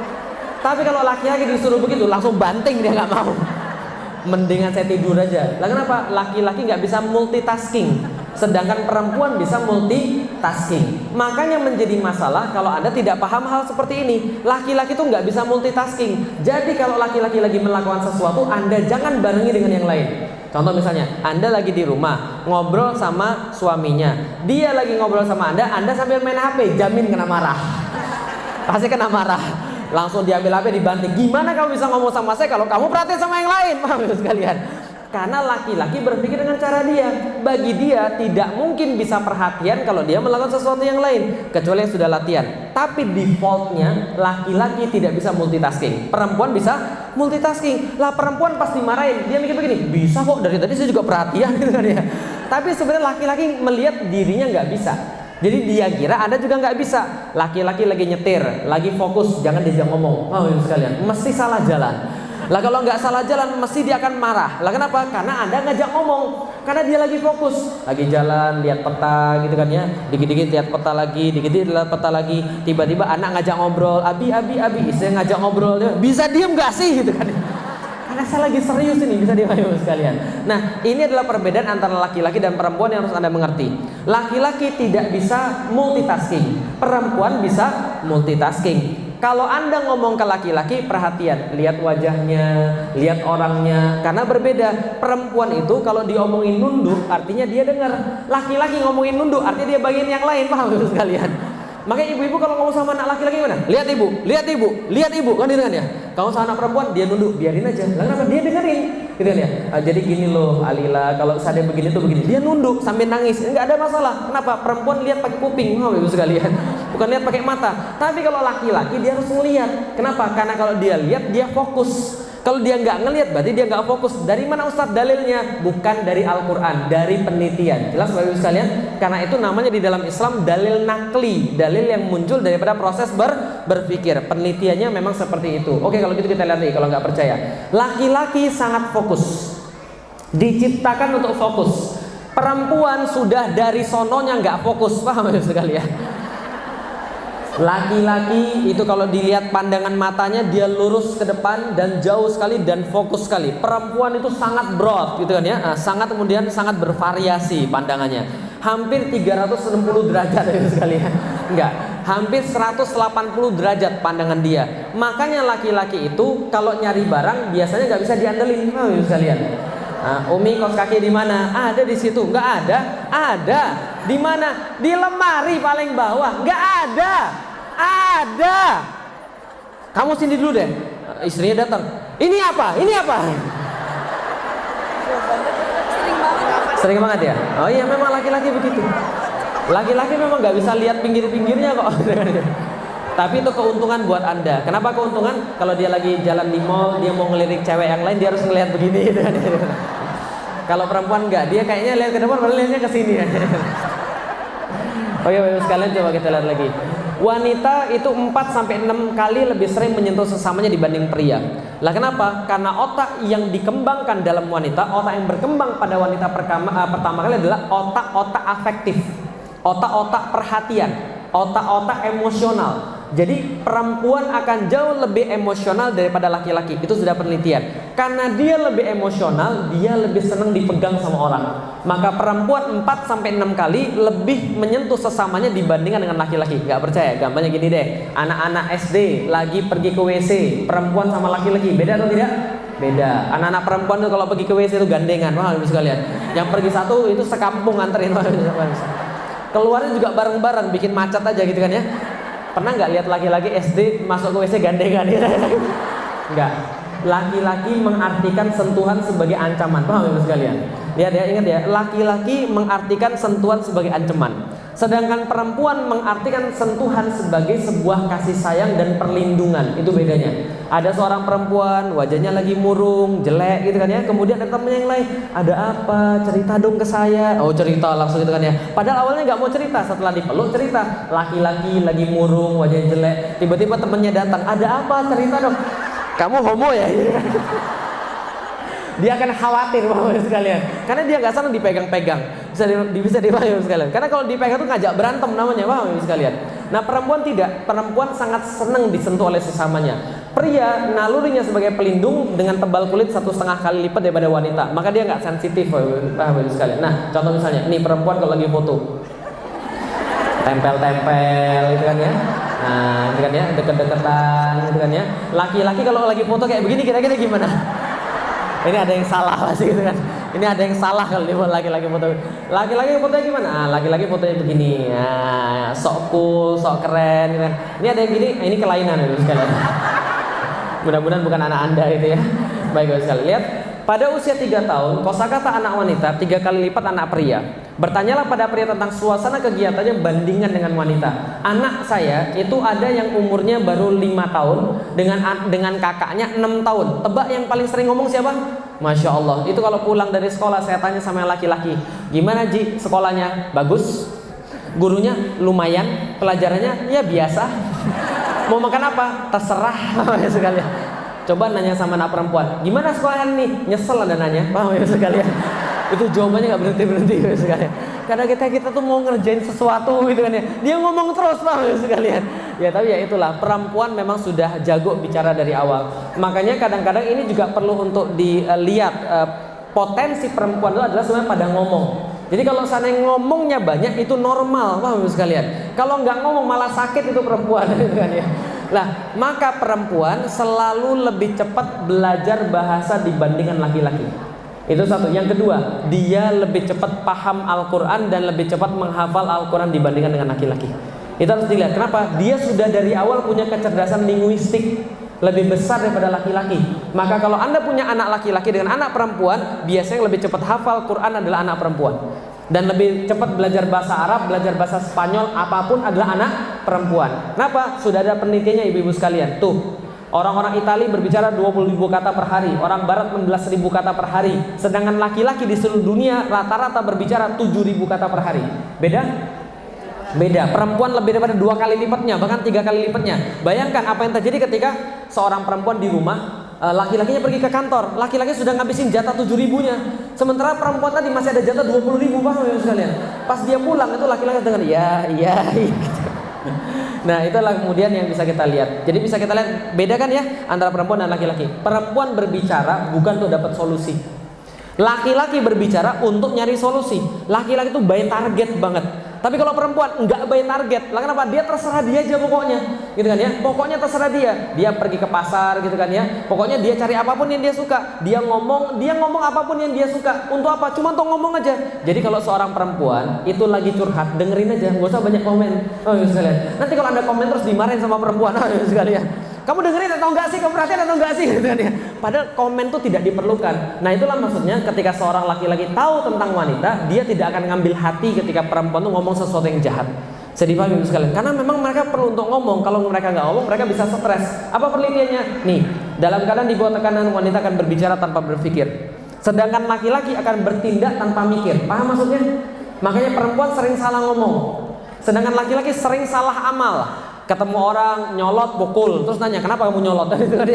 Dia mukul dulu baru ngomong. Perempuan tidak, perempuan ngomongnya yang jahat, gitu kan ya. Nah maka kalau misalnya lagi gibah, wah itu keren banget itu kalau sudah perempuan gibah. Lah kenapa? Karena mereka akan bertindak tanpa memikir. Itu laki-laki. Perempuan berbicara tanpa mikir. Makanya yang disuruh untuk kemudian menjaga adalah perempuan daripada laki-laki. Oke, kalau gitu kita lihat nih sekalian. Bayi perempuan menatap mata 2 kali lipat lebih banyak daripada pria. Kenapa? Perempuan sangat pintar dalam hal afektif, dalam hal perasaan. Sedangkan pria lebih tertarik benda dibandingkan wajah. Dan ini sangat menunjukkan perbedaan yang sangat luar biasa. Setelah diteliti, ada 10 video bayi lagi nangis. 10 video bayi lagi nangis, mute nangisnya nggak ditunjukin kayak apa, mute nangisnya. Cuma ditunjukin wajah dan kemudian mimiknya saja, tunjukin pada laki-laki dan tunjukin pada wanita. Wanita itu ajaib, dia bisa membedakan. Yang sebelah sini ini kurang makan, ini lapar, ini kepanasan, ini sakit perut, ini kayaknya ada masalah ini. Masalahnya apa? Dia tahu. Oh ini kepanasan dan sebagainya. Kalau laki-laki, oh semuanya pengen digendong ibunya. Wah ibu sekali ya. Mereka nggak bisa bedain sama sekali. Maka kalau kita katakan perempuan tuh punya insting yang tajam, iya, karena memang sudah diberikan oleh Allah. Makanya perempuan selalu tahu bagaimana perasaan orang lain pada dirinya lebih tajam daripada laki-laki. Laki-laki udah jangan baper deh. Padahal memang perempuan tuh ngerasa. Kenapa? Karena kalau perempuan nggak seperti itu, anak-anaknya nggak bakal bisa dididik dengan baik. Paham ibu sekalian? Jadi kalau Anda bawel, kalau Anda baper, itu memang seorang ibu. Ibu sekalian, lah kalau ibu nggak bawel bahaya. Lah kenapa? Kayak laki-laki itu ditanya bapaknya, Pak, kenapa daun berwarna hijau? Karena dari dulu sudah begitu. Fotosintesis itu apa? Tanya sama guru. Ibu sekalian, dia akan jawabnya begitu. Tapi kalau perempuan jawabnya akan panjang. Kenapa daun berwarna hijau? Oh karena ada panjang gelombang yang dipantulkan yang begini. Panjang gelombang itu apa Mi? Oh jadi panjang gelombang itu begini. Tanya terus menerus. Itu saya dengan ibunya ngomong, kayaknya saya nggak sanggup begitu. Ibu sekalian, walaupun saya sering ngobrol, tapi nggak sanggup kayak dia. Kenapa? Perempuan punya rasa lebih tinggi daripada laki-laki dan dia punya persiapan yang lebih besar bagi dirinya untuk mengurus anak-anaknya. Bisa dipahami ibu sekalian? Bukan berarti laki-laki nggak ngurus anak ya. Tapi perempuan punya kadar yang diberikan oleh Allah untuk eksekusi teknis pada anak-anaknya jauh lebih bagus daripada laki-laki. Paham sampai di sini ibu sekalian? Oke, kalau gitu kita lihat nih buktinya lagi. Mata pelajaran, jumlah guru dan persen wanita dan pria. Lihat, pelajaran apapun perempuan mengungguli dalam bahasa. Makanya ini perlu jadi pertimbangan bagi anak-anak kita. Apakah anak-anak kita sekolahkan, kemudian bukan sekolahkan, kita kursuskan bahasa Arab, kita kursuskan bahasa Al-Quran misalnya, lalu kemudian kita kursuskan mereka untuk kemudian menghafalkan Al-Quran. Karena perempuan jauh lebih penting. Kenapa? Ini adalah kemampuan yang direct langsung ke anak-anak. Bisa dipahami maksudnya? Ketika nanti mereka sudah jadi ibu, ini direct langsung ke anak-anak. Hati-hati jangan remehkan bahasa. Bahasa adalah ibu daripada seluruh ilmu-ilmu yang lain. Andaikan bahasa itu tidak dikuasai dengan baik, sulit bagi seseorang untuk mentransfer ilmu pada orang lain. Maka persiapan pada anak-anak kita yang paling baik adalah bahasa. Benar-benar, karena ini sudah keahliannya perempuan. Dia cepat sekali memahami bahasa. Bisa apa lagi bisa kita lihat? Nih, guru fisika, guru matematik. Fisika selalu pria, matematik selalu pria. Kenapa? Perempuan memang tidak punya modal yang cukup di dalam masalah-masalah logika dibandingkan dengan laki-laki. Ada ustadz yang pintar? Ada, tapi nggak default. Bisa dipahami sekalian? Bukan berarti dosa juga perempuan belajar fisika. Enggak dosa. Cuman ini loh, keahlian Anda ini loh. Kenapa semua telemarketer perempuan? Kenapa semua telemarketer perempuan? Karena perempuan punktuasinya lebih bagus. Assalamualaikum warahmatullahi wabarakatuh. Selamat siang, ada yang bisa saya bantu? Gitu kan ya. Punktuasinya bagus. Laki-laki nggak belepotan kemana-mana. Wah ibu sekalian. Nah ini kemudian bisa kita lihat perbedaan antara laki-laki dan perempuan. Seluruh pekerjaan yang bidang logika, yang harus muter-muter ruang di kepala ini, semua dikuasai oleh laki-laki. Kalau nyetir lebih bagus mana? Nyetir laki-laki atau perempuan? Ada parkir, bengkok, ini pasti perempuan. Wah ibu sekalian. Lah kenapa? Entah gimana tuh ngajarinya susah gitu. Lah memang Anda nggak bakat di situ, tapi Anda punya bakat di tempat yang lain yang laki-laki nggak mungkin nyaingin Anda di situ. Bisa dipahami Ibu sekalian? Ada bakat yang nggak mungkin laki-laki bisa nyaingin Anda di situ, ada bakat yang laki-laki punya, perempuan nggak bisa saingin dia di situ. Bisa dipahami maksudnya Ibu sekalian? Laki-laki punya bagian, perempuan punya bagian. Oke, kalau gitu kita lihat. Sama nggak kalau gitu laki-laki dan wanita? Sama atau beda? Sepakat? Apa yang nggak sama? Secara penciptaan, secara kemudian otak dia tidak sama, tapi dia sama dalam hamba kepada Allah Subhanahu wa Ta'ala. Kalau pengen disamakan malah bahaya. Kalau Anda pengen disamakan, justru itu penghinaan terhadap perempuan. Contoh, lihat peradaban apa yang terjadi apabila laki-laki dan perempuan pengen disamakan. Nih Ibu sekalian, aborsi di mana-mana. Di Indonesia 2,5 juta bayi diaborsi setiap tahunnya. Di dunia lebih banyak lagi, 46 juta aborsi per tahun. Gara-gara apa? Gara-gara laki-laki pengen disamain kayak wanita. Laki-laki boleh keluar malam, aku pun mau keluar malam. Laki-laki boleh kemudian dansa dan dansi, aku pun juga mau dansa dan dansi. Ujung-ujungnya adalah pergaulan bebas, banyak aborsi yang terjadi di Indonesia. Apalagi bisa kita lihat nih, laki-laki dan perempuan sudah sama sekali tidak ada lagi kemudian tujuan hidup seperti apa. nikah cuma sekedar jadi pelampiasan fisik, tapi tidak mikir sebenarnya untuk apa yang namanya pernikahan ini, untuk apa rumah tangga ini. Akhirnya terjadi apa? Kegagalan pernikahan, penyakit seks bebas. Pertanyaan saya, perceraian di Indonesia meningkat atau menurun? Meningkat. Berapa persen sekarang? Ada yang tahu sekarang berapa persen? Yang terakhir yang saya dapat kira-kira 30%. Amerika berapa persen? 50%. Ukraina, Belarusia hampir 80% cerai. Bisa dipahami sekalian. Yang lain mungkin nggak enak aja kalau nggak cerai. Di Indonesia mungkin cerainya 30%, tapi yang rumah tangganya sudah hancur entah berapa persen. Yang cuma bersama-sama karena nggak enak aja. Ini permasalahan. Lah kenapa permasalahan? Karena laki-laki tidak menempatkan diri sebagai laki-laki, perempuan tidak menempatkan diri sebagai perempuan. Laki-laki kemudian kerjanya cuma merasa dia cuma cari duit saja. Ketika dia pulang ke rumah, dia bilang pada istrinya, jaga anak-anakmu, aku mau istirahat. Kan aku sudah melakukan porsiku sebagai seorang ayah, aku sudah cari duit. Ini porsiku. Sekarang giliranmu, jaga anak-anakmu, aku mau istirahat. Salah besar. Lah kenapa salah besar? Laki-laki itu kerjaan yang benar baru dimulai pas dia pulang ke rumah. Tahu sekali, itu kerjaannya baru. Loh, harusnya ada protes. Loh, kerjaan Anda itu di kantor atau di rumah? Laki-laki yang benar, yang tahu Islam, dia tahu persis kerjaannya itu dimulai di rumah. Lalu pas ngantor ngapain? Pas ngantor dia tuh istirahat sebenarnya, Bapak sekalian. Karena belum kerjaannya itu, dia istirahat daripada kerjaannya itu mendidik anak dan istrinya. Itu adalah seorang laki-laki. Loh, tapi itu berat banget bagi saya. Kalau nggak mau jangan jadi laki-laki. Bapak Ibu sekalian, karena laki-laki diberikan kelebihan dalam bidang itu untuk menjadi seorang pemimpin. Nah, pemimpin itu pasti punya pengorbanan. Lah, perempuan juga seorang pemimpin, iya, tapi di rumah. Bisa dipahami Ibu sekalian, pemimpin bagi keluarganya di rumah. Nah, inilah kemudian menjadi masalah ketika laki-laki tidak tahu diri sebagai laki-laki, perempuan tidak tahu diri sebagai perempuan, terjadilah kegagalan pernikahan. Angka kegagalan pernikahan meningkat, penyakit seks bebas. Contoh, yang paling atas paling kiri, gambar apa itu? Children daycare. Boleh nggak children daycare? Boleh-boleh aja sih. Cuma Anda harus tahu fungsi pendidikan paling utama itu adalah bagi seorang ibu. Bisa dipahami? Saya pernah nulis begini. Gini. Anda itu ibu beneran atau bukan? Tapi karena dimanfaatkan sama orang liberal, dibuzzer, dibuat kemudian cara yang salah sehingga orang-orang nyalain saya. Tapi coba pikirin baik-baik. Bener nggak? Kalau saya bilang saya seorang penulis, berarti saya harus nulis setiap hari. Kalau Anda bilang Anda seorang, misalnya contoh seorang kuliner, ahli kuliner, Anda harus makan tiap hari dengan makanan-makanan enak. Betul begitu? Kalau misalnya Anda mengatakan bahwa Anda seorang pekerja karyawan, berarti hidup Anda setiap hari paling banyak menjadi karyawan, kan gitu kan ya? Kalau seorang ibu kan berarti harusnya dia paling banyak jadi seorang ibu. Benar nggak sih? Pertanyaannya adalah, gimana bisa dikatakan seorang ibu apabila ketika orang ini 8 jam sehari pergi ke kantor, lalu kemudian pulang tinggal 3 jam, lalu kemudian 3 jam dia bersama anaknya, itu pun sebelum anaknya tidur. Jadi paham ya maksudnya kira-kira? Iya, tetap aja dia seorang ibu, Ustaz. Betul, tetap seorang ibu, tapi maksimal nggak dia sama anaknya? Tidak maksimal. Dan ini problem. Kenapa problem? Karena anaknya akan mengenal dunia, mengenalnya dari yang lain, bukan dari ibu dan bapaknya. Kenapa saya bisa bilang begitu? Karena saya produk yang seperti itu. Paham ya Ustaz ya? Karena saya kenal segala sesuatu bukan dari orang tua saya. Frankly speaking, serius. Nanti ibu saya dengar pasti dia ngamuk. Tapi ngomong begitu. Saya nggak pernah diajari tentang bagaimana ketika saya, mohon maaf, saya nggak tahu loh. Ini badan saya berubah nih, suara saya berubah nih. Saya sudah mulai suka sama cewek, tapi nggak ada yang ngasih tahu saya gimana caranya. Nggak ada yang ngasih tahu saya apa itu mimpi basah.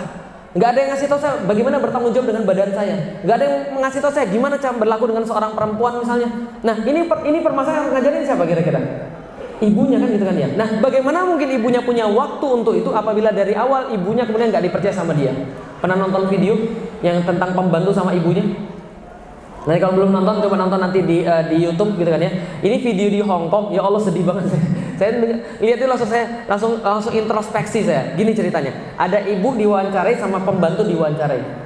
Pembantu kan di Hong Kong kan banyak, suruh jaga anak-anak. Ibunya pergi kerja seharian, pulang sudah capek, tinggal tidur, semua itu pada pembantunya.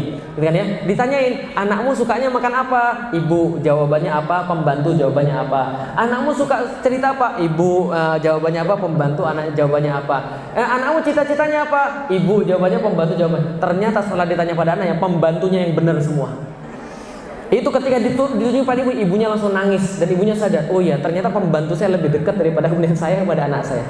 Jadi paham ibu sekalian. Dan ternyata pas saya pergi ke Hong Kong beneran, tiba-tiba ada datang anak sipit banget itu orang Cina. Ini anak siapa sih? Oh ini anaknya bos saya. Loh kok dibawa Mbak? Sudah dipercayakan pada saya.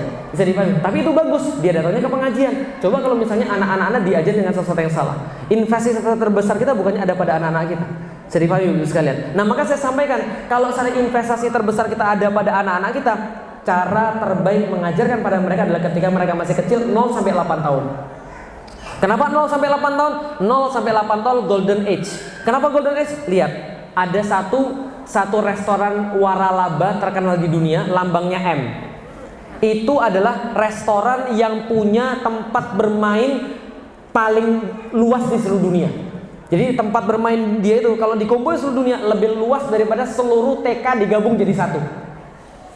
Paham gak maksudnya? Jadi seluruh TK digabung jadi satu masih luas punya dia. Kenapa? Dia sudah meneliti, andaikan anak 0 sampai 8 tahun mengasosiasikan huruf M itu dengan happiness, dengan kebahagiaan, maka mereka akan jadi pembeli-pembeli utama di masa depan. Paham maksudnya? Lah pertanyaan saya adalah yang kita ajarkan pada anak kita 0 sampai 8 tahun apa? Yang kita ajarkan jangan-jangan sesuatu yang salah. Kadang-kadang orang tua merasa, nak sebentar nak, ibu lagi mau pergi pengajian, kita kasih gadget penghancuran. Paham Ibu sekalian? Kita kasih gadget penghancuran. Padahal kita rasa kita lagi didik dia. Tapi Ustadz yang dilihat di gadget itu adalah Ustadz Adi Hidayat, Ustadz Felicia, Ustadz Hanan Ataki, Ustadz Abu Somad. Gak peduli, itu penghancuran. Karena anak kecil tidak boleh pegang gadget. Jelas Ibu sekalian? Kenapa tidak boleh? Penelitiannya sudah ada. Penelitian apa lagi Ustaz? Oke, yang nonton SpongeBob itu berkurang 2% konsentrasi tiap kali nonton. Ibu sekalian. Berarti kalau sudah nonton berapa episode tinggal 2% itu kayaknya kecerdasannya Ibu sekalian. Sulit untuk melihat, untuk mempelajari sesuatu. Penelitian lagi, anak yang main gadget sejam sehari berkurang 10% konsentrasinya. 3 jam sehari berarti berkurang 30% konsentrasinya. Berarti kapan mereka baru boleh pegang gadget? Di Inggris penelitiannya adalah kelas 3 SD baru boleh pegang gadget. Itu di Inggris penelitiannya. Dan itu pun sudah dikasih setahun sebelumnya, mereka harus dikasih materi tentang bertanggung jawab soal gadget. Jadi Bapak Ibu sekalian, lihat mereka ketika kita ajari doa Rabbighfirli wali walidayya warhamhuma kama rabbayani shaghira. Ya Allah, kami mohon ampun atas diri kami mohon ampun atas kedua orang tua kami, sayangi mereka ya Allah sebagaimana mereka mengajari kami ketika kecil. Pertanyaannya, yang didoakan pembantunya atau ibunya? Ayo sekalian. Ya Allah ibu sekalian, saya tuh mikir gini, saya tuh sangat sederhana sekali. Dulu pas masih kafir, saya tanya pada bapak saya, "Pi, kenapa mami nggak kerja?" Kenapa mami nggak kerja? Bapak saya tuh luar biasa. Bapak saya ngomong begini, "Mamimu nggak usah kerja, di rumah aja." Lah kenapa? Selama papi masih cukup untuk menghidupi kalian, mamimu di rumah saja. Paham ibu sekalian? Sekarang saya baru ngerti kenapa bapak saya bilang begitu. Lah kenapa? Pas saya sudah punya anak, saya nggak mau begini. Saya nggak mau ketika saya sudah gede, saya nggak mau ketika anak saya sudah gede, dia melakukan sesuatu yang nggak saya suka. Kemudian saya bilang ini, ya Allah, coba dulu saya menghabiskan waktu lebih banyak buat dia. Mungkin ini nggak terjadi. Nyesel nggak kalau itu terjadi?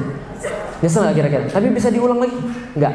Tapi andai kan sekarang saya sudah maksimal, minimal waktu saya sudah saya berikan yang terbaik buat dia, yang terbanyak buat dia, maka minimal ketika ada terjadi sesuatu pun saya bilang apa? Ya Allah, saya sudah berusaha yang terbaik, tolong saya melalui ujian ini ya Allah. Bisa dipahami Ibu sekalian?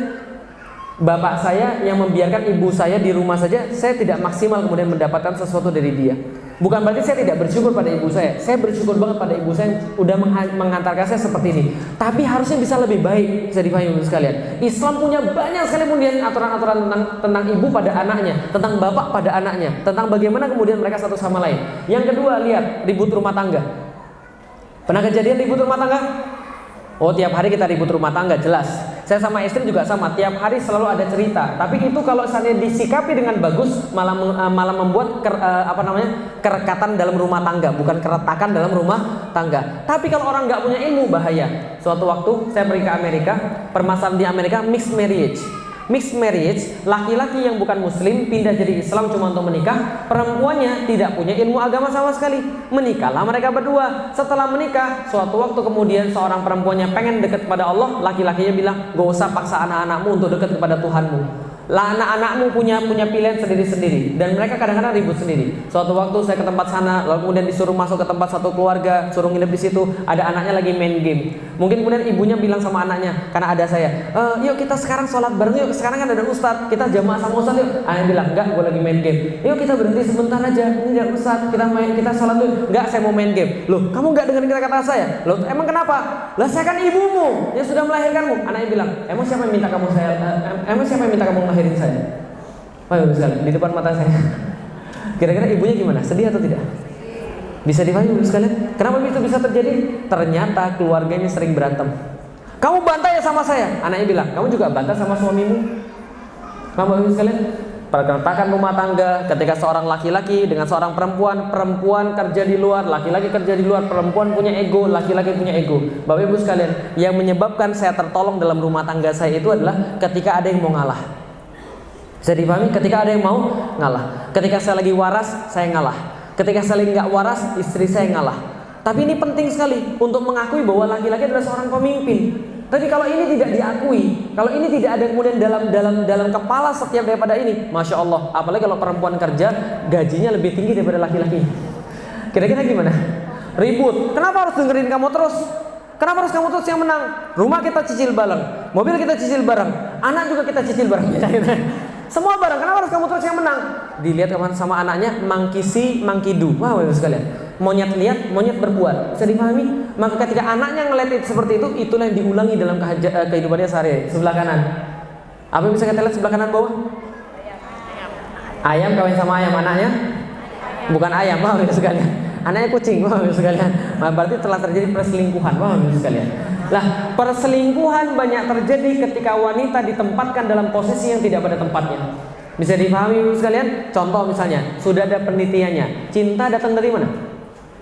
Datang dari mata. Banyak yang dengar lagu kan gitu kan ya. Cinta datang dari mana? Salah. Weting tresno jalaran soko kuliner. Jelas? Nah, jadi munculnya cinta gara-gara makan bersama-sama kan itu kan ya. Gara-gara kulino. Kulinonya berapa lama? Kulino berapa lama? Kulino berapa lama? Seringnya berapa lama? Ternyata menurut penelitian nggak perlu lama, 3 kali 24 jam. Ketika Anda bersama dengan seseorang 3 kali 24 jam, nggak peduli Anda sudah menikah atau belum, nggak peduli Anda beriman atau tidak beriman, itu sudah chemistry. Jelas maksudnya? Itu sudah kimiawi dalam tubuh kita. Kalau kita bertemu orang 3 kali 24 jam terus-menerus berinteraksi 3 kali 24 jam, kita memunculkan rasa cinta. Bisa dipahami? Weting tresno jalanan soko. Nah, orang Jawa tuh ngomong begitu nggak usah pakai penelitian. Tapi penelitian sudah ada zaman sekarang 3 kali 24 jam. Jadi kalau ada haters saya stalking lama-lama dia cinta sama saya, paham sekali.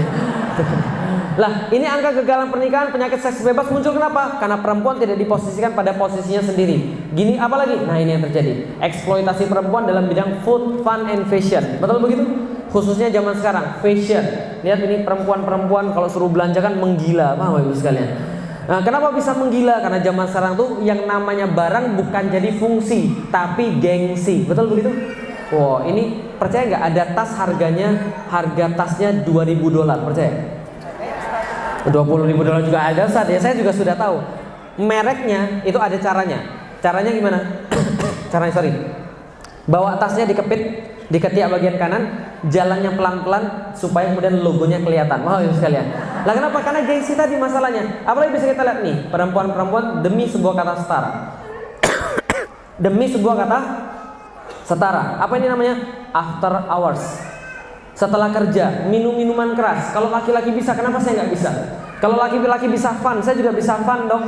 Dan ini mulai sekarang. Dan banyak di Jakarta. Ketika aja after hours, minum minuman keras, kadang-kadang swing. Tahu swing? Oh, nggak ada tahu. Ini ibu-ibu baik-baik semua kayaknya. Swing itu Anda punya laki-laki, Anda punya suami, dia juga punya suami, datang ke satu tempat sudah disepakati gantian. Dan itu sudah masuk di Indonesia. Lama sekali masuk Indonesia. Saya minum dulu sebentar ya.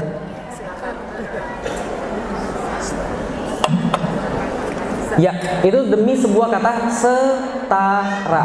Miss World. Pernah nggak kita mikir kenapa sih ada Miss World tapi tidak ada Mr. World atau Mr. Universe? Ini zaman dulu saya ambil sebelum dia jadi presiden. Kenapa saya ambil gambarnya? Karena dia yang mempelopori Miss World. Tahu aslinya Miss World itu apa? Tahu aslinya Miss World itu apa? Mohon maaf, kontes pakaian dalam. Jadi sebuah perusahaan pakaian dalam, mereka perlu model untuk pakaian dalam mereka.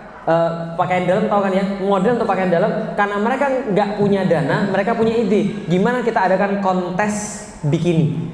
kontes pakaian dalam supaya bisa melihat model mana yang cocok untuk perusahaan kita.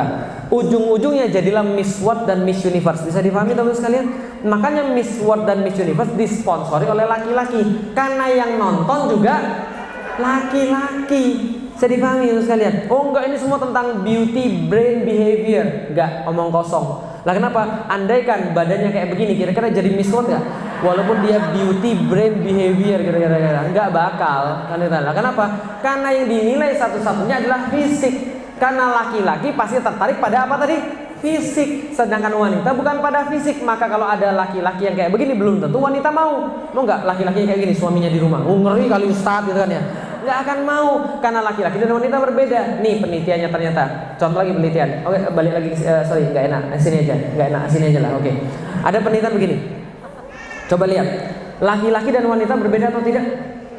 Kenapa sekarang perempuan-perempuan dieksploitasi? Mau tahu teman-teman sekalian tentang Miss World dan sebagainya, termasuk ini angka-angka begini? Lihat nih, Amerika mendapatkan 130 triliun per tahun dari pornografi, jualan cewek.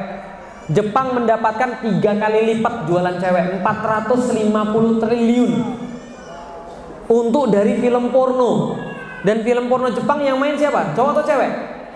Ya cewek lah. Cowoknya nggak sebanyak ceweknya. Ustaz kok tahu sih? Kata orang. Jadi ini kemudian kita bisa lihat 450 triliun, bayangkan, dari industri pornografi. Dan kenapa bisa begitu? Karena laki-laki dan wanita melihat beda. Laki-laki selalu lihat daripada fisik, pasti fisik. Laki-laki kalau lihat wanita, sudah disurvei, menurut Anda 5 bagian tubuh wanita yang paling menarik apa yang pertama? Bukan dada.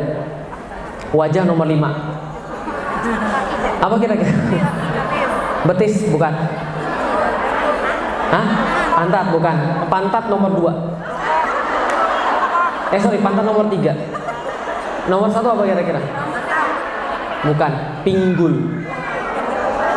Sudah diteliti. Pinggul nomor 1, nomor 2 dada, nomor 3 bokong, nomor 4 baru seterusnya. Kenapa bisa gitu? Itulah kenapa perempuan itu sangat pengen terlihat baik. Maka mereka walaupun menderita, mereka pakai high heels. Kenapa pakai high heels? Betul, bagian yang paling di-endorse oleh high heels adalah pinggul. Kenapa laki-laki lihat pinggul? Itu sudah bawaan bawah sadar. Karena pinggul itu menentukan proporsi atas dan proporsi bawah sekaligus kesuburan wanita. Sedih sekali kalau laki-laki itu nyari seorang perempuan, kalau dia serius dia akan nyari perempuan yang subur, dan itu dilihat dari pinggulnya. Sedih sekalian, itu laki-laki. Makanya kenapa perempuan itu kalau pakai jilbab harus kemudian tidak boleh kelihatan pinggulnya. Zaman sekarang malah dilihatin pinggulnya, paham sekalian? Ya itu yang dicari oleh laki-laki. Bisa dipahami sekalian? Sedangkan berbeda, seorang perempuan lihat laki-laki pertama kali yang dilihat apanya? Pinggulnya? Enggak. Ya dilihat apa kira-kira? Oh uangnya, ini matre ibunya itu. Ternyata tidak. Ternyata menurut penelitian yang pertama kali dilihat oleh perempuan adalah humornya. Maka perempuan itu selalu suka sama cowok yang bisa ngelucu. Kenapa? Karena bagi perempuan ngelucu adalah ekspresi daripada rasa aman. Berarti laki-laki ini nggak akan menyakiti dia, karena aman deket dia.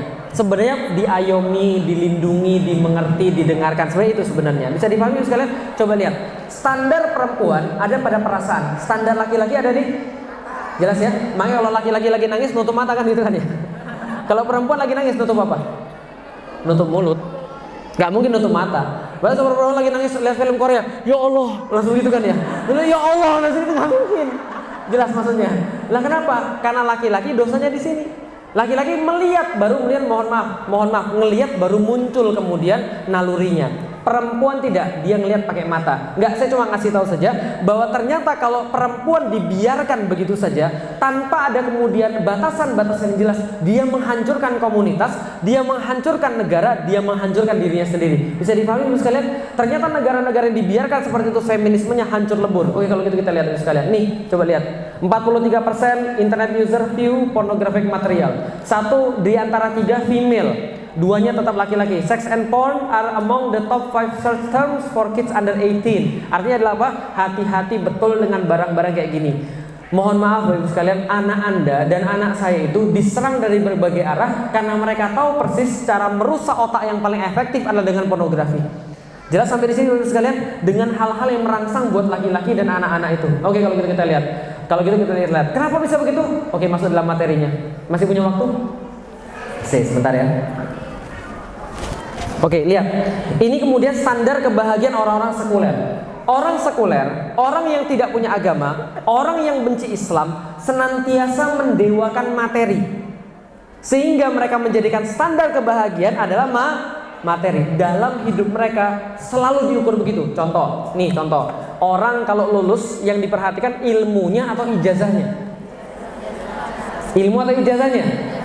Yakin ilmunya? Oke, kalau ada orang bilang, oh saya emang ilmunya. Oke, tanya sama dia, kamu lebih takut kehilangan ilmu atau kehilangan ijazah? Orang itu kalau sudah kehilangan ijazah udah takutnya setengah mati. Karena ini ijazah saya hilang, saya nggak bisa ngelamar. Orang punya ilmu mah tenang, kenapa? Ijazah boleh hilang, ilmunya sudah ada di sini. Saya dipahami sekalian. Artinya apa? Orang terbiasa dengan materi. Contoh lagi, orang sukses itu dinilai dari apanya? Sukses materi, dia S berapa gitu kan ya. Apalagi dia punya duit berapa. Oh itu perempuan tuh sukses banget, keren banget. Lagi alumni, wah gila ini keren banget teman gue. Kenapa? Dia perempuan, gajinya 2 digit bro. Setiap tahun dia pergi ke luar negeri, mobilnya keren, rumahnya bagus. Wah wanita karir banget sih. Ada seorang wanita S3, lalu kemudian dia punya gaji 2 digit juga, tapi dia resign, lalu kemudian dia ngurus anak. Apa kata ibunya?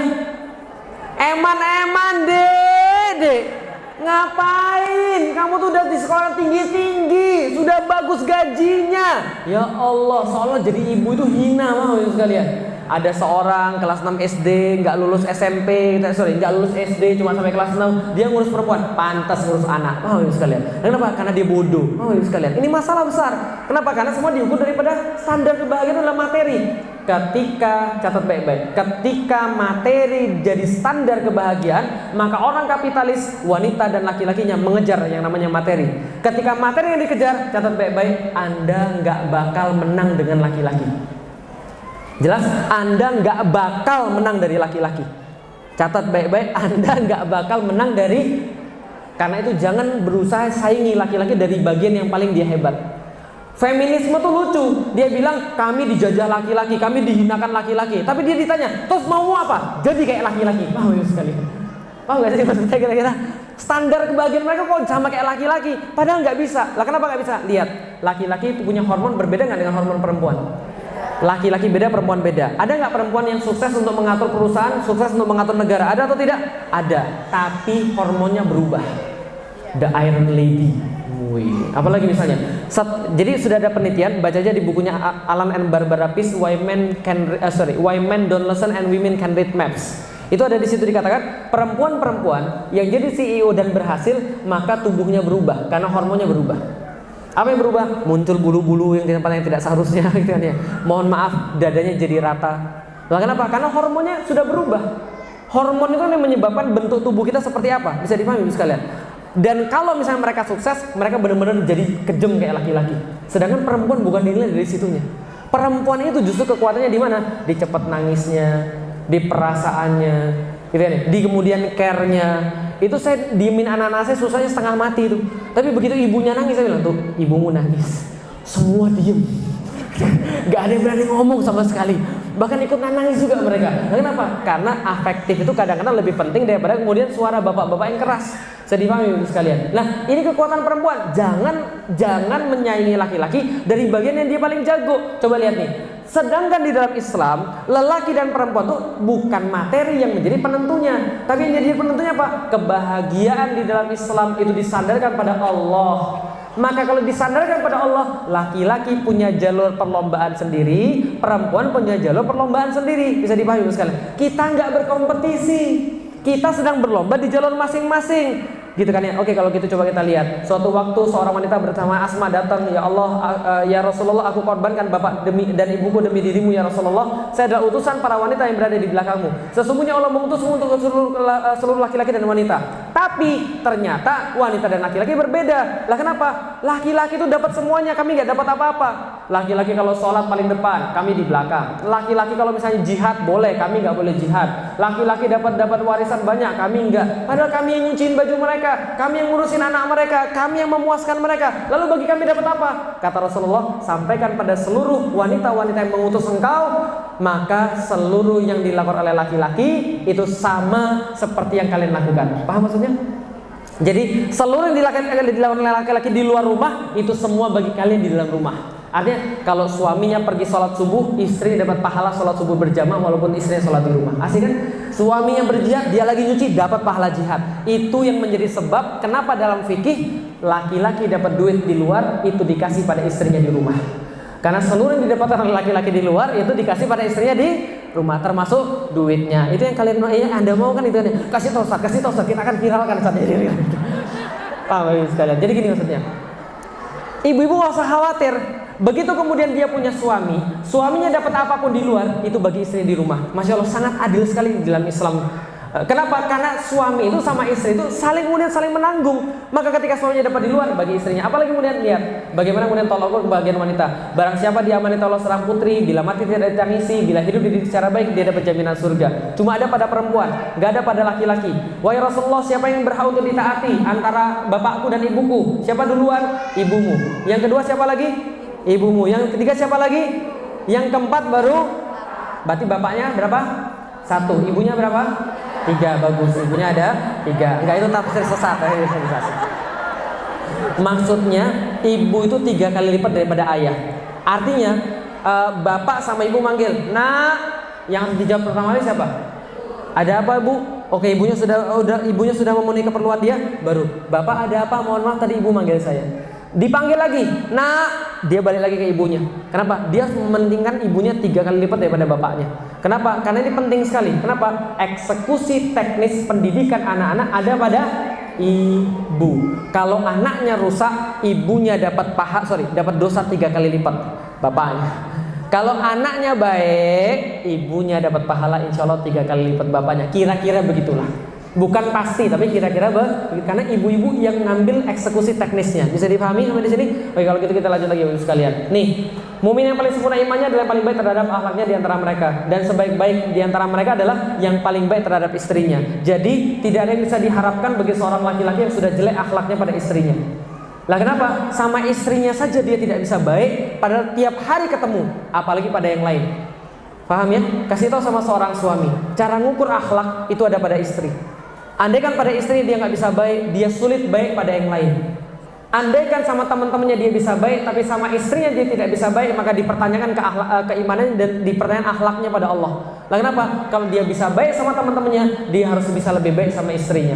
Lah kenapa? Istrinya itulah yang paling dekat kepada dia, dan tanggung jawab dia yang paling besar itu pada istrinya. Jelas sampai di sini? Oke, kalau gitu itu adalah kemudian Islam. Dunia itu perhiasan. Sebaik-baik perhiasan dunia adalah wanita salehah. Dalam hadis yang lain Rasul katakan ada 4 kebahagiaan seorang laki-laki. 1, rumah yang baik, rumah yang luas. 2, kendaraan yang baik, kendaraan yang tidak macam-macam. Yang ketiga, tetangga yang baik. 4, wanita yang solehah yang menjadi istrinya. Berarti di antara keempat ini, kalaupun harus pilih satu siapa? Wanita solehah. Maka Anda tidak perlu kendaraan, Anda tidak perlu rumah, Anda tidak perlu tetangga yang baik. Sudah cukup satu itu aja, karena itu persiapan yang terbaik. Bisa dipahami sekalian?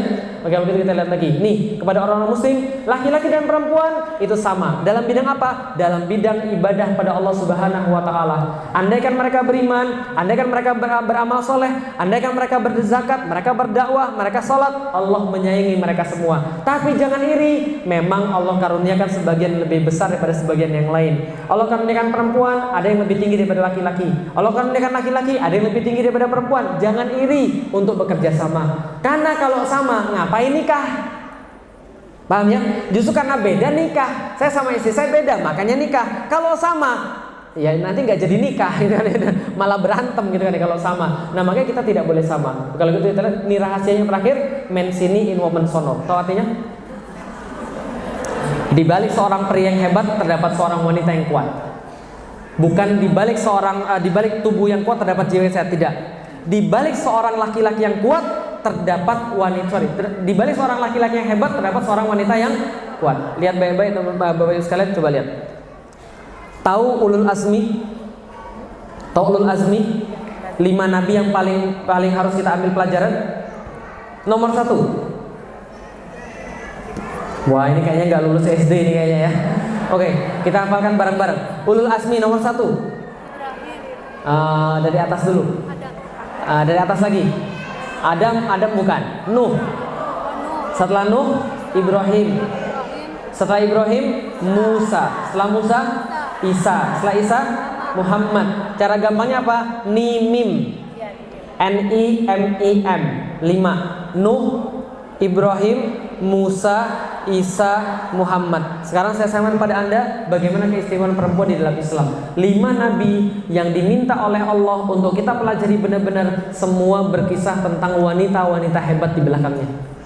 Lihat siapa saja wanita yang berpengaruh dalam kehidupan orang-orang ini. Yang paling bawah Nabi Muhammad. Nabi Muhammad siapa yang paling berpengaruh di belakangnya? Khadijah, Masya Allah. Sudah pernah pergi ke Hira? Sudah pernah pergi ke Hira? Belum. Nanti kalau umroh, saya doakan mudah-mudahan nanti pergi umroh, amin, insya Allah. Kalau pergi umroh, tolong minta sama mutawifnya, minta anterin ke Hira. Minta anterin ke Hira, ke Gua Hira. Ya, Gua Hira itu dulu tempat Rasulullah menerima wahyu pertama kali. Iqra bismi rabbikal ladzi khalaq itu ya. Nah, dan itu pas saya ke sana, pas saya umurnya masih 29 tahun, pas saya ke sana itu Masya Allah, naik atas itu, naik turun 3 jam ya sekalian. Padahal saya masih 29 tahun. Lah kenapa? Di atas makan mie dulu ya sekalian. Enggak, tapi susah. Ini sekarang tuh sudah ada semen, itu pun susah dinaikin. Susah banget 3 jam basah semua baju. Capeknya luar biasa. Bayangkan Rasul nikah sama Khadijah. Khadijah umurnya 40, Rasul umurnya 25. Ketika mendapatkan wahyu, Rasul umurnya 40, berarti Khadijah umurnya 55. Bayangkan ibu-ibu 55 tahun naik turun untuk nganterin makanan pada suaminya. Kalau nggak sayang apa? Jadi ibu sekalian, pengorbanannya luar biasa. Saking sayangnya pada Rasulullah Muhammad, harus dia sendiri yang nganterin makanan itu. Belum ada tangga, betul. Naiknya Masya Allah, susahnya setengah mati ibu sekalian. Dia naik nganterin makanan untuk Rasulullah Muhammad, kemudian turun lagi beraktivitas seperti biasa. Sementara Rasulullah beruzlah di sana hampir 2 tahun sebelum wahyu datang. Anda bisa bayangkan kesulitannya dia seperti apa? Letihnya dia seperti apa? 55 tahun, Masya Allah. Pas datang wahyu, itu Rasulullah langsung dalam keadaan yang sangat-sangat tergoncang. Anda bisa bayangkan, Jibril menampakkan aslinya. Sedangkan Jibril punya 600 sayap. Satu sayap itu ujung sampai ujung timur tutup, timur barat tutup semua. Bicara, Iqra. Rasulullah tertegun, Ma'ana biqori, aku gak bisa baca. Sorry. Iqra, Ma'ana biqori, aku gak bisa baca. Iqra, Ma'ana biqori, aku gak bisa baca. Iqra bismi rabbikal ladzi khalaq. Gemeteran, keringetan, takut turun ke bawah, takut keringet gemeteran, ketemu istrinya. Apa kata Rasulullah? Pas aku lagi dalam keadaan takut itu, gemetar itu, ketemu dengan Khadijah, setengah kekhawatiranku hilang. Begitu melihat wajah Khadijah, kebayang gak sih wajahnya kayak apa? Yang bisa menghilangkan setengah kekhawatiran tentang dunia itu. Baru ketemu Jibril, ngelihat istrinya, hilang setengahnya. Zammiluni, selimuti aku. Zammiluni, selimuti aku. Diselimutin, gak banyak tanya, ngelihat suaminya lagi shock, gak banyak tanya, dibuatkan makanan yang terbaik, diurus dengan baik, dilayani dengan baik. Kemudian baru bilang, ada apa Muhammad? Dibilang, kejadiannya begini wahai Khadijah. Apa kata Khadijah? Tenang, engkau orang baik, gak mungkin datang yang buruk kepada engkau. Aku beriman dengan apa yang turun kepadamu. Apa kata Rasulullah setelah itu? Setelah dia ngomong begitu, seluruh kekhawatirannya hilang. Paham ya? Nah itu jadi istri itu kayak begitu. Jangan sebaliknya, suami punya banyak masalah, pas sampai rumah bertambah 2 kali lipat. Lihat dompetnya, ada foto, Masya Allah. Lihat HP-nya, wih Masya Allah ada foto istrinya. Mohon maaf Pak, itu istrinya? Iya betul. Kenapa dipajang di sana? Biar ingat. Iya Alhamdulillah. Memang semua itu berat, tapi mendadak ketika saya lihat wajah dia, semua masalah itu terasa ringan. Lah kenapa? Karena dia masalah yang paling berat bagi saya. Khadijah nggak gitu. Dia mencukupi segala yang Rasulullah perlukan. Semua yang Rasul perlukan dia cukupi semua. Maka wajar ketika Khadijah meninggal, Rasul kemudian menikah dengan banyak istri. Salah satu adalah Aisyah. Aisyah yang perawan, yang cantiknya luar biasa. Bayangkan saja panggilannya Humairah, wahai yang pipinya kemerah-merahan. Jadi Rasulullah itu ketika bulan Ramadan ketemu istrinya yang lain, gak ada yang dicium. Yang dicium itu cuma Khadijah aja. Datang dicium keningnya. Lah kenapa? Karena imut sekalian. Nanti saya salah ngomong lagi gitu kan. Jadi karena memang imut wajahnya gitu kan ya. Jadi dicium wajah kemerah-merahan gitu kan ya. Nah, setelah kemudian itu terjadi, apa kata Aisyah? Aisyah tuh pernah bilang begini, gara-gara jealous dengan Khadijah. Lah kenapa jealous? Ya coba bayangin, Anda jadi istri jealous nggak kalau suaminya begini? Anda nikahin seorang duda gitu kan ya, yang sudah pernah menikah, tiba-tiba pas pergi ke sini bilang begini. Oh ya, saya pernah ingat saya pernah ke sini sama Khadijah. Lagi makan, oh saya pernah ingat saya pernah makan sama Khadijah. Ketika kemudian datang kerabatnya Khadijah, langsung didatengin. Gimana kabarnya? Iya, saya masih Khadijah. Khadijah terus yang diomongin. Akhirnya kemudian Aisyah bilang, ya Rasulullah, bukankah engkau sudah digantikan dengan seorang perempuan yang cantik kayak saya? Kenapa kamu masih sebut-sebut Khadijah? Ya maklum, jelas itu kan dia masih anak muda. Lalu kemudian Rasul bilang begini, hati-hati Aisyah, perempuan ini Khadijah nggak ada yang menggantikan di dalam diri saya. Lah kenapa? Ketika manusia tidak beriman kepadaku, dia beriman kepadaku. Ketika manusia menahan tangannya dariku, dia menyerahkan seluruh hartanya bagiku. Dan di saat yang lain tidak bisa memberikan anak, maka dia memberikan anak kepadaku. Setelah itu Aisyah diam karena dia mengetahui Khadijah nggak bisa diganggu-gugat. Paham ya sekalian? Maka wajar ketika suatu waktu Jibril datang pada Rasulullah Muhammad kemudian bilang begini, wahai Muhammad, sampaikan salam saya kepada Khadijah. Salam dari saya dan salam dari Allah. Kenapa? Allah menyampaikan kepada saya, Khadijah sudah disiapkan rumah di surga dari mutiara. Dan Allah menjanjikan di situ tidak ada keletihan bagi Khadijah dan tidak ada ngomongan orang bagi Khadijah. Lah kenapa? Tidak ada keletihan dan tidak ada kebisingan bagi Khadijah. Kenapa? Karena Allah tahu persis selama di dunia dia diomongin orang terus. Karena suaminya begitu.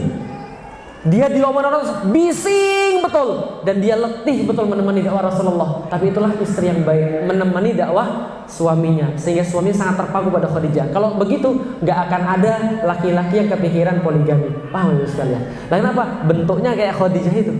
Masya Allah, sempurna gitu maksudnya. Itu yang pertama, Nabi Muhammad. Yang kedua di atasnya Nabi siapa? Nabi Isa. Siapa perempuan yang hebat yang membentuk dia kira-kira? Maryam. Isa itu nggak punya bapak. Nggak punya bapak, yang punya cuma ibu. Dan Maryam itu punya satu surat khusus di dalam Al-Quran. Salah satu surat favorit saya, Maryam. Lah kenapa Maryam itu surat favorit saya? Masya Allah, ceritanya luar biasa. Maryam itu pernah suatu waktu didatangi oleh Jibril yang diserupakan sebagai manusia. Ketika dia diserupakan sebagai manusia, apa kata Maryam? Qalat inni a'udzu birrahmani minka in kunta taqiyya. Jangan dekat-dekat saya, kamu bukan mahram saya. Karena saya adalah perempuan terhormat, kamu laki-laki, jangan dekat-dekat saya. Itu zaman dulu, terhormat banget. Zaman sekarang perempuan tiktokan, Masya Allah. Emang lagi cantik, Iqbal apa-apa ya. Aduh ya Allah. Dan kok saya jadi apa gitu. Itu sangat meracuni gitu kan ya. Ya Allah itu kan ya. Aduh ya Allah. Paham gak kita selesai? Yang kurang pada perempuan zaman sekarang adalah menjaga izahnya sebagai seorang perempuan, menjaga kehormatan dia sebagai seorang perempuan. Dimana ketika dia melihat laki-laki itu, ya dia harusnya terhormat di depan laki-laki. Ibu-ibu tahu, pertama kali setelah saya nikah, saya bilang apa sama istri saya? Pertanyaan saya satu, kenapa kamu dulu nggak mengucapkan selamat bagi saya masuk Islam? Nah, dia sekelas sama saya masuk Islam 2002, kita masuk kelas yang sama di IPB 2001, tapi satu-satunya manusia yang nggak mengucapkan selamat masuk Islam kepada saya di kelas saya itu istri saya. Yang sekarang jadi istri saya. Apa dia jawab? Malu. Oh, aduh, nggak salah pilih. Wih, kayak gitu. Kayak itu guyonan saja. Nggak, jadi gini Bapak sekalian. Satu-satu yang kemudian kita kurang adalah rasa malu ini. Nah, Maryam menjadi seorang perempuan yang sangat menjaga kehormatan dia. Maka ketika dia melahirkan seorang anak, anaknya pun terjaga kehormatannya sampai akhir zaman. Namanya siapa? Isa ibnu Maryam. Dilahirkan oleh orang biasa, bukan nabi, bukan rasul, tapi orangnya ibunya. Pas lagi kemudian dia hamil, dia doakan, ya Allah, menjadi bertakwa ya Allah, menjadi bertakwa ya Allah. Wah, perempuan yang lahir, nggak apa-apa, taat sama Allah, dikasih mihrab khusus untuk sholat terus kemudian pada Allah, mendekatkan diri pada Allah. Anaknya namanya Isa ibnu Maryam. Hebat ini perempuan di belakangnya, keren, menjaga kehormatan. Makanya katanya berdasarkan satu hadis dikatakan begini, wanita yang paling mulia di dunia adalah Maryam. Sedangkan wanita yang paling mulia di surga adalah Khadijah. Jelas sampai di sini? Ini dua ini khusus. Oke, naik lagi ke atas. Nabi Musa. Siapa yang perempuan yang hebat di belakangnya? Siapa perempuan hebat di belakangnya? Bukan. Fir'aun bukan. Istri Fir'aun bukan. Siapa hebat di belakangnya? Ada di situ yang disebutkan. Ketika Allah menceritakan tentang Nabi Musa. Pernah baca nggak? Ummi Musa. Nggak dikasih tahu namanya siapa. Namanya Ummi Musa, ibunya Musa. Disuruh menghanyutkan anaknya di atas sungai. Kenapa? Karena kalau hidup ini pasti dibunuh. Yudzabihuna abna'akum wa yastahyuna nisa'akum. Akan disembelih yang laki-laki, dibayang yang perempuan. Maka hanyutkan di atas sungai, kata Allah. Ibunya bilang, ini serius mau dihanyutkan di atas sungai. Nah, kenapa? Anda coba bayangkan, Anda melihat anak Anda mati di depan mata Anda dengan menghanyutkan anak Anda di atas sungai, yang Anda nggak tahu juntrungannya kemana, kira-kira lebih sakit mana? Dihanyutkan. Kenapa? Karena kita nggak tahu apa-apa. Lah kalau ada mayat bisa dikuburin. Kalau ada mayat bisa kemudian disolatin. Ini kita nggak tahu apa-apa mayatnya di mana, kita nggak bisa ngapa-ngapain, kepikiran terus, nggak pasti, gantung gitu maksudnya. Tapi apa kata Allah? Tenang saja, ikhlas sama Allah, nanti Allah kembalikan pada kamu kalau kamu ikhlas. Ya sudah, bismillah. Apa kata Allah?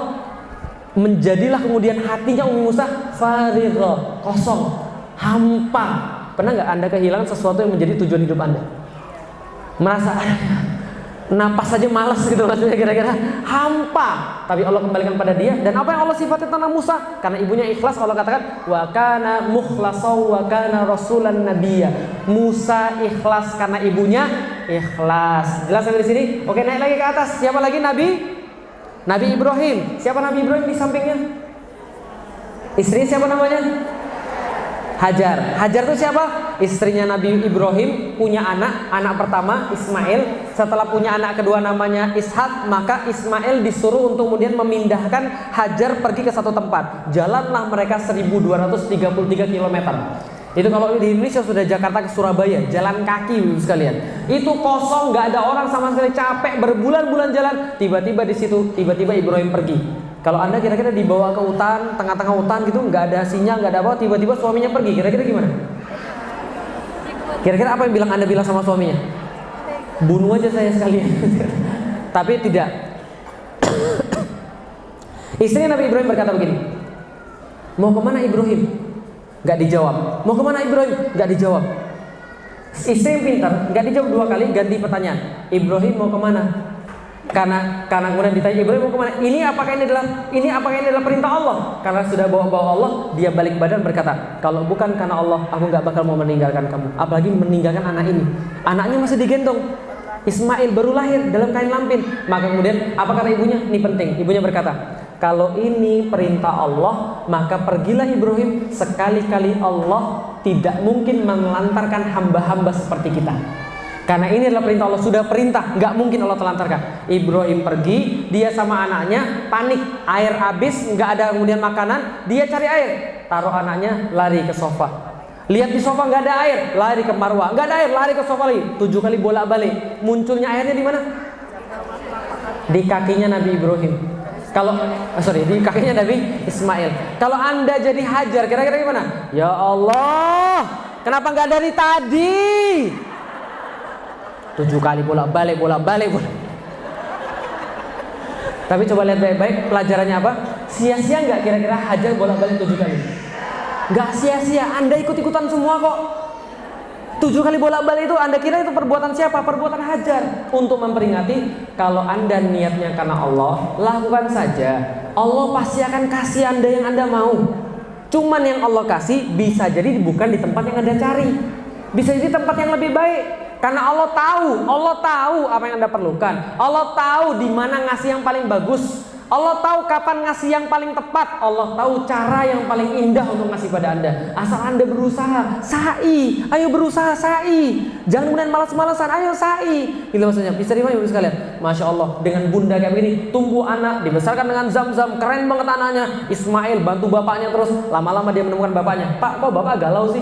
Tapi ini tolong diartikan dengan baik ya, nanti jadi masalah lagi gitu kan ya. Baik, kok bapak galau sih? Bolak-balik. Iya nak, saya semalam mimpi apa nak? Suruh nyembelih kamu. Ya Allah, kalau misalnya anaknya zaman sekarang, bapak tidak bertanggung jawab, sudah lama tidak datang nyembelih saya kan gitu kan ya. Tapi anaknya bilang enggak, Pak, bapak yakin ini perintah Allah? Saya sudah mimpi 3 hari dan saya yakin ini adalah waktunya untuk nyembelih kamu nak. Benar perintah Allah? Benar nak, ini perintah Allah. Apa kata anaknya? Pak, kalau ini perintah Allah, maka tajamkan pisaumu, buka baju saya, supaya ibu saya tidak melihat percikan darah saya dan tidak kemudian dia sedih. Maka potonglah saya, sembelilah saya, engkau akan menemukan dari ubun-ubun saya sampai ke ujung kaki saya semua bersabar pada Allah Subhanahu Wa Taala. Itu kata-kata siapa mirip? Ismail. Kata-kata siapa yang dimiripin? Kata-kata emaknya mirip banget.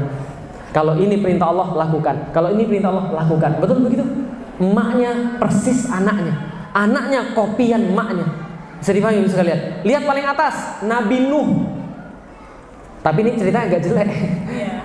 Anaknya, ayo naik. Gak usah pak, makasih, saya naik gunung aja pak. Jangan gunung tenggelam. Enggak, gunung tinggi kok. Enggak tenggelam nak. Enggak, saya naik gunung aja. Kenapa dia gak mau naik? ibunya nggak mau naik. Lihat baik-baik, ketika Allah menceritakan Nabi Nuh, Allah menceritakan Nabi Ibrahim, setelah itu Allah pakai ayat begini, begitulah tanaman-tanaman yang baik muncul dari tanah-tanah yang baik. Ngeri kan? Begitulah tanaman-tanaman yang baik muncul dari tanah-tanah yang baik. Maksudnya tahu? Allah katakan dalam ayat yang lain, laki-laki itu tukang tanam, perempuan itu tempat bertanam. Jelas maksudnya? Kalau andaikan Anda punya benih yang bagus, saya orang pertanian, percaya deh pada saya dalam bidang ini. Nah, saya orang pertanian, kalau Anda bawa benih yang bagus, Anda tanam di pasir, tumbuh nggak? Tumbuh kecambah doang terus mati, teman-teman sekalian. Tapi kalau Anda benihnya biasa, Anda tanam pada Anda tanam pada tanah yang baik, dia akan menjaga tanaman itu, akan membungkusnya ketika masih kecil, menumbuhkan, memberikan segala yang dia punya untuk jadi unsur hara, menumbuhkan tanaman itu, lalu kemudian tanaman itu akan banyak kemudian berkembang, lalu kemudian berbunga, lalu berbuah, bermanfaat bagi yang lain. Kira-kira tanah itu ibunya atau bukan kira-kira? Iya. Makanya betul cari tanah-tanah yang baik itu ibunya. Balik lagi kepada pembahasan kita tentang karunia terbaik bukan wanita, buat wanita. Allah memberikan kemudian pada wanita karunia terbaik yaitu adalah Islam. Maka ketika Anda sudah Islami, menjadi apapun Anda pasti ditolong oleh Allah Subhanahu wa taala. Maka seriuslah dalam berislam dan kita akan punya kemudian fungsi masing-masing. Contoh misalnya sudah saya bilang tadi, ada orang kemudian sekarang fokus untuk ngurusin anak, bagus. Setelah kemudian kajian ini ada yang nanya, Ustadz kalau gitu perempuan gak boleh bekerja? Boleh. Siapa yang bilang perempuan gak boleh bekerja? Sedih paham ya maksudnya Bapak sekalian? Tapi tolong perhatikan baik-baik kewajiban Anda itu ada pada anak Anda. Karena kalau perempuan semua gak boleh bekerja, sulit kita juga. Lah kenapa? Dokter gak ada pilihan, gitu kan ya? Nanti suster gak ada pilihan, kan gak lucu semua dokter kandungan laki-laki. Oh ya sekalian, lah yang mana perempuannya? Kalau perempuan merasa lebih aman sama perempuan, suster yang perempuan, apalagi pekerja-pekerja yang lain. Nanti kalau misalnya Jumatan laki-lakinya pergi, bisa perempuan yang jaga dan sebagainya. Tapi tolong perhatian baik-baik, Anda tercipta di dunia ini punya satu kelebihan yang gak bisa dipunyai oleh laki-laki adalah bagaimana cara untuk mengurus anak ini agar jadi generasi ke depan. Insya Allah, saya yakin kalau ini sudah difahami semua, generasi ke depan setelah ini, insya Allah generasi yang telah membangkitkan Islam. Insya Allah. Takbir. Alhamdulillah, kalau mama sudah takbir tuh ngeri, luar biasa. Oke. Yang terakhir, ini adalah satu rahasia saya sama istri saya. Ketika saya sama istri saya belum nikah, saya minta dia untuk ngafalin hadis ini. Ini hadis riwayat Baihaqi. Ini oleh-oleh buat ibu-ibu sekalian ketika di rumah. Hadisnya riwayat Baihaqi, insyaallah sahih. Ingatlah kata Rasulullah sallallahu alaihi wasallam, aku telah memberitahu kalian tentang istri-istri kalian yang menjadi penduduk surga. Siapa mereka? Yaitu yang penyayang, banyak anak dan banyak memberikan manfaat buat suaminya. Jadi ada empat syarat perempuan yang akan disayang oleh Allah yang masuk surga. Satu adalah apa? Yang menjadi penduduk surga yaitu penyayang. Penyayang itu apa? Penyayang, tutur katanya lembut, bisa ngurus anak dengan baik. Itu definisi orang Arab tentang penyayang. Yang kedua, yang banyak anak, yang sudah punya 3 anak, angkat tangan. Nah, bagus, sudah kuota. Yang dua, yang masih 2. Nah, tambah 1 lagi ya, baik. Yang banyak memberikan manfaat bagi suaminya, maksudnya adalah dia banyak memberikan kebaikan bagi suaminya. Yang keempat, ini yang saya minta istri saya hafalin sebelum nikah, yang jika dia menyakiti suaminya atau dia yang disakiti oleh suaminya, ya ingat ya, yang disakiti atau yang menyakiti, maka dia segera menghambur datang pada suaminya, lalu kemudian dia berkata pada suaminya, wahai suamiku, aku tidak bisa tidur sebelum engkau meridhoi aku. Keren nggak kira-kira? Romantis nggak kira-kira? Oke, kira-kira rumah tangganya Ustadz ada banyak masalah atau tidak? Ada, dan kadang-kadang masalahnya sederhana. Masalahnya gini, laki-laki tuh nggak mau dengar kata terserah. Laki-laki tuh nggak suka dengar kata terserah. Kalau perempuan dengar kata terserah mungkin biasa, tapi kalau laki-laki nggak mau. Nah, kenapa nggak mau? Nih saya ajarin. Laki-laki itu otaknya yang paling penting daripada laki-laki itu adalah dihargai. Dihargai berapa Ustaz? Ya dihargai rendah juga nggak apa-apa sih. Nggak, ya dihargai. Contoh misalnya, jangan tanya sama laki-laki, kamu bisa nggak? Jangan. Kamu bisa nggak benerin atap? Jangan. Itu dia tersinggung nanti. Lah kenapa? Kalau antum tanya bisa atau tidak, saya bisa tapi saya nggak mau. Jangan tanya bisa atau tidak, karena itu melukai harga diri laki-laki. Tanya mau nggak? Ya, tanya mau nggak? Ini kan cuma bisa dan mau. Ya tapi ini bahasa, ini penting. Nah, paham ya? Mau nggak? Itu lebih bagus daripada kamu bisa nggak sih? Kalau bisa nggak, ini gini, nantangin dia tuh seolah-olah nggak bisa gitu maksudnya. Gitu maksudnya. Jadi oke ya. Nah oke, terserah. Gimana hubungan terserah dengan harga diri? Gini, ditanya sama kemudian laki-laki, kamu mau makan apa? Jawabannya apa tadi? Terserah. Itu laki-laki pas nanya mau makan apa, dia tuh mengharapkan perempuan jawab yang spesifik. Karena kalau dia jawab sesuatu, contoh, saya mau makan ikan, dan laki-laki bisa memenuhi, itu akan membuat dia merasa harga dirinya tinggi. Paham ya? Karena dia memenuhi sesuatu, dia merasa apa ya, kayak pahlawan gitu loh maksudnya. Dia merasa bisa membahagiakan istrinya. Tapi kalau jawabannya terserah, bubar semuanya, itu sudah nggak ada lagi. Dia merasa dilecehkan, terserah. Ya sudah kalau gitu kita makan ayam aja. Enggak, kan semuanya sudah makan ayam, bosan. Ikan aja, enggak, ikan amis. Capcay aja, enggak, capcay nggak enak. Karedok, enggak, karedok mentah. Terus mau makan apa? Terserah. Yaudah kalau gitu nggak usah makan. Yaudah nggak usah makan, nggak apa-apa. Yaudah kita pulang aja. Yaudah pulang, nggak apa-apa. Pulang kan ya. Sudah lapar, ngamuk lagi bapak sekalian. Ketika itu terjadi, sorry, saya tinggal bilang, Umi ingat hadisnya. Begitu saya bilang Umi ingat hadisnya, apa yang terjadi kira-kira? Yang terjadi semuanya kita sudah tahu. Karena sudah ada hadisnya, bapak sekalian. Tapi andaikan kemudian dia tidak pernah diajari hadis semacam ini, kira-kira pas dia lagi marah kita tanya, Umi hadisnya, dia jawab, terus gue harus bilang ngomong gitu, paham ya sekalian? Karena dia tidak taat sama Allah. Maka cari seorang perempuan yang taat sama Allah, cari seorang laki-laki yang taat sama Allah. Kalau sudah nikah, bareng-bareng taat sama Allah. Gimana caranya Ustaz? Dia nggak bisa dijak pengajian Ustaz. Saya sudah sampaikan kemarin, kasih video-video, kasih tulisan-tulisan. Insya Allah laki-laki itu bukan Fir'aun, paham ya sekalian? Maka kalau dia bukan Fir'aun, pelan-pelan disadarkan. Jangankan laki-laki Anda, Fir'aun aja takut sama perempuan kok. Paham ya? Dia sudah bunuhin orang 3.000 per hari. Sedangkan istri bilang, gak apa-apa lah bang, kita urusnya satu ini, gak apa-apa lah bang, gak harus dibunuh, gak apa-apa bang, kita urus aja. Ya sudah, gak apa-apa, terserah lu, asal kamu bahagia aja. Fir'aun aja bisa diiyakan oleh istrinya, apalagi kita. Insya Allah ini bisa saya berikan. Ada pertanyaan dipersilahkan. Mungkin 1 atau 2 pertanyaan karena tinggal 15 menit lagi. Assalamualaikum warahmatullahi wabarakatuh.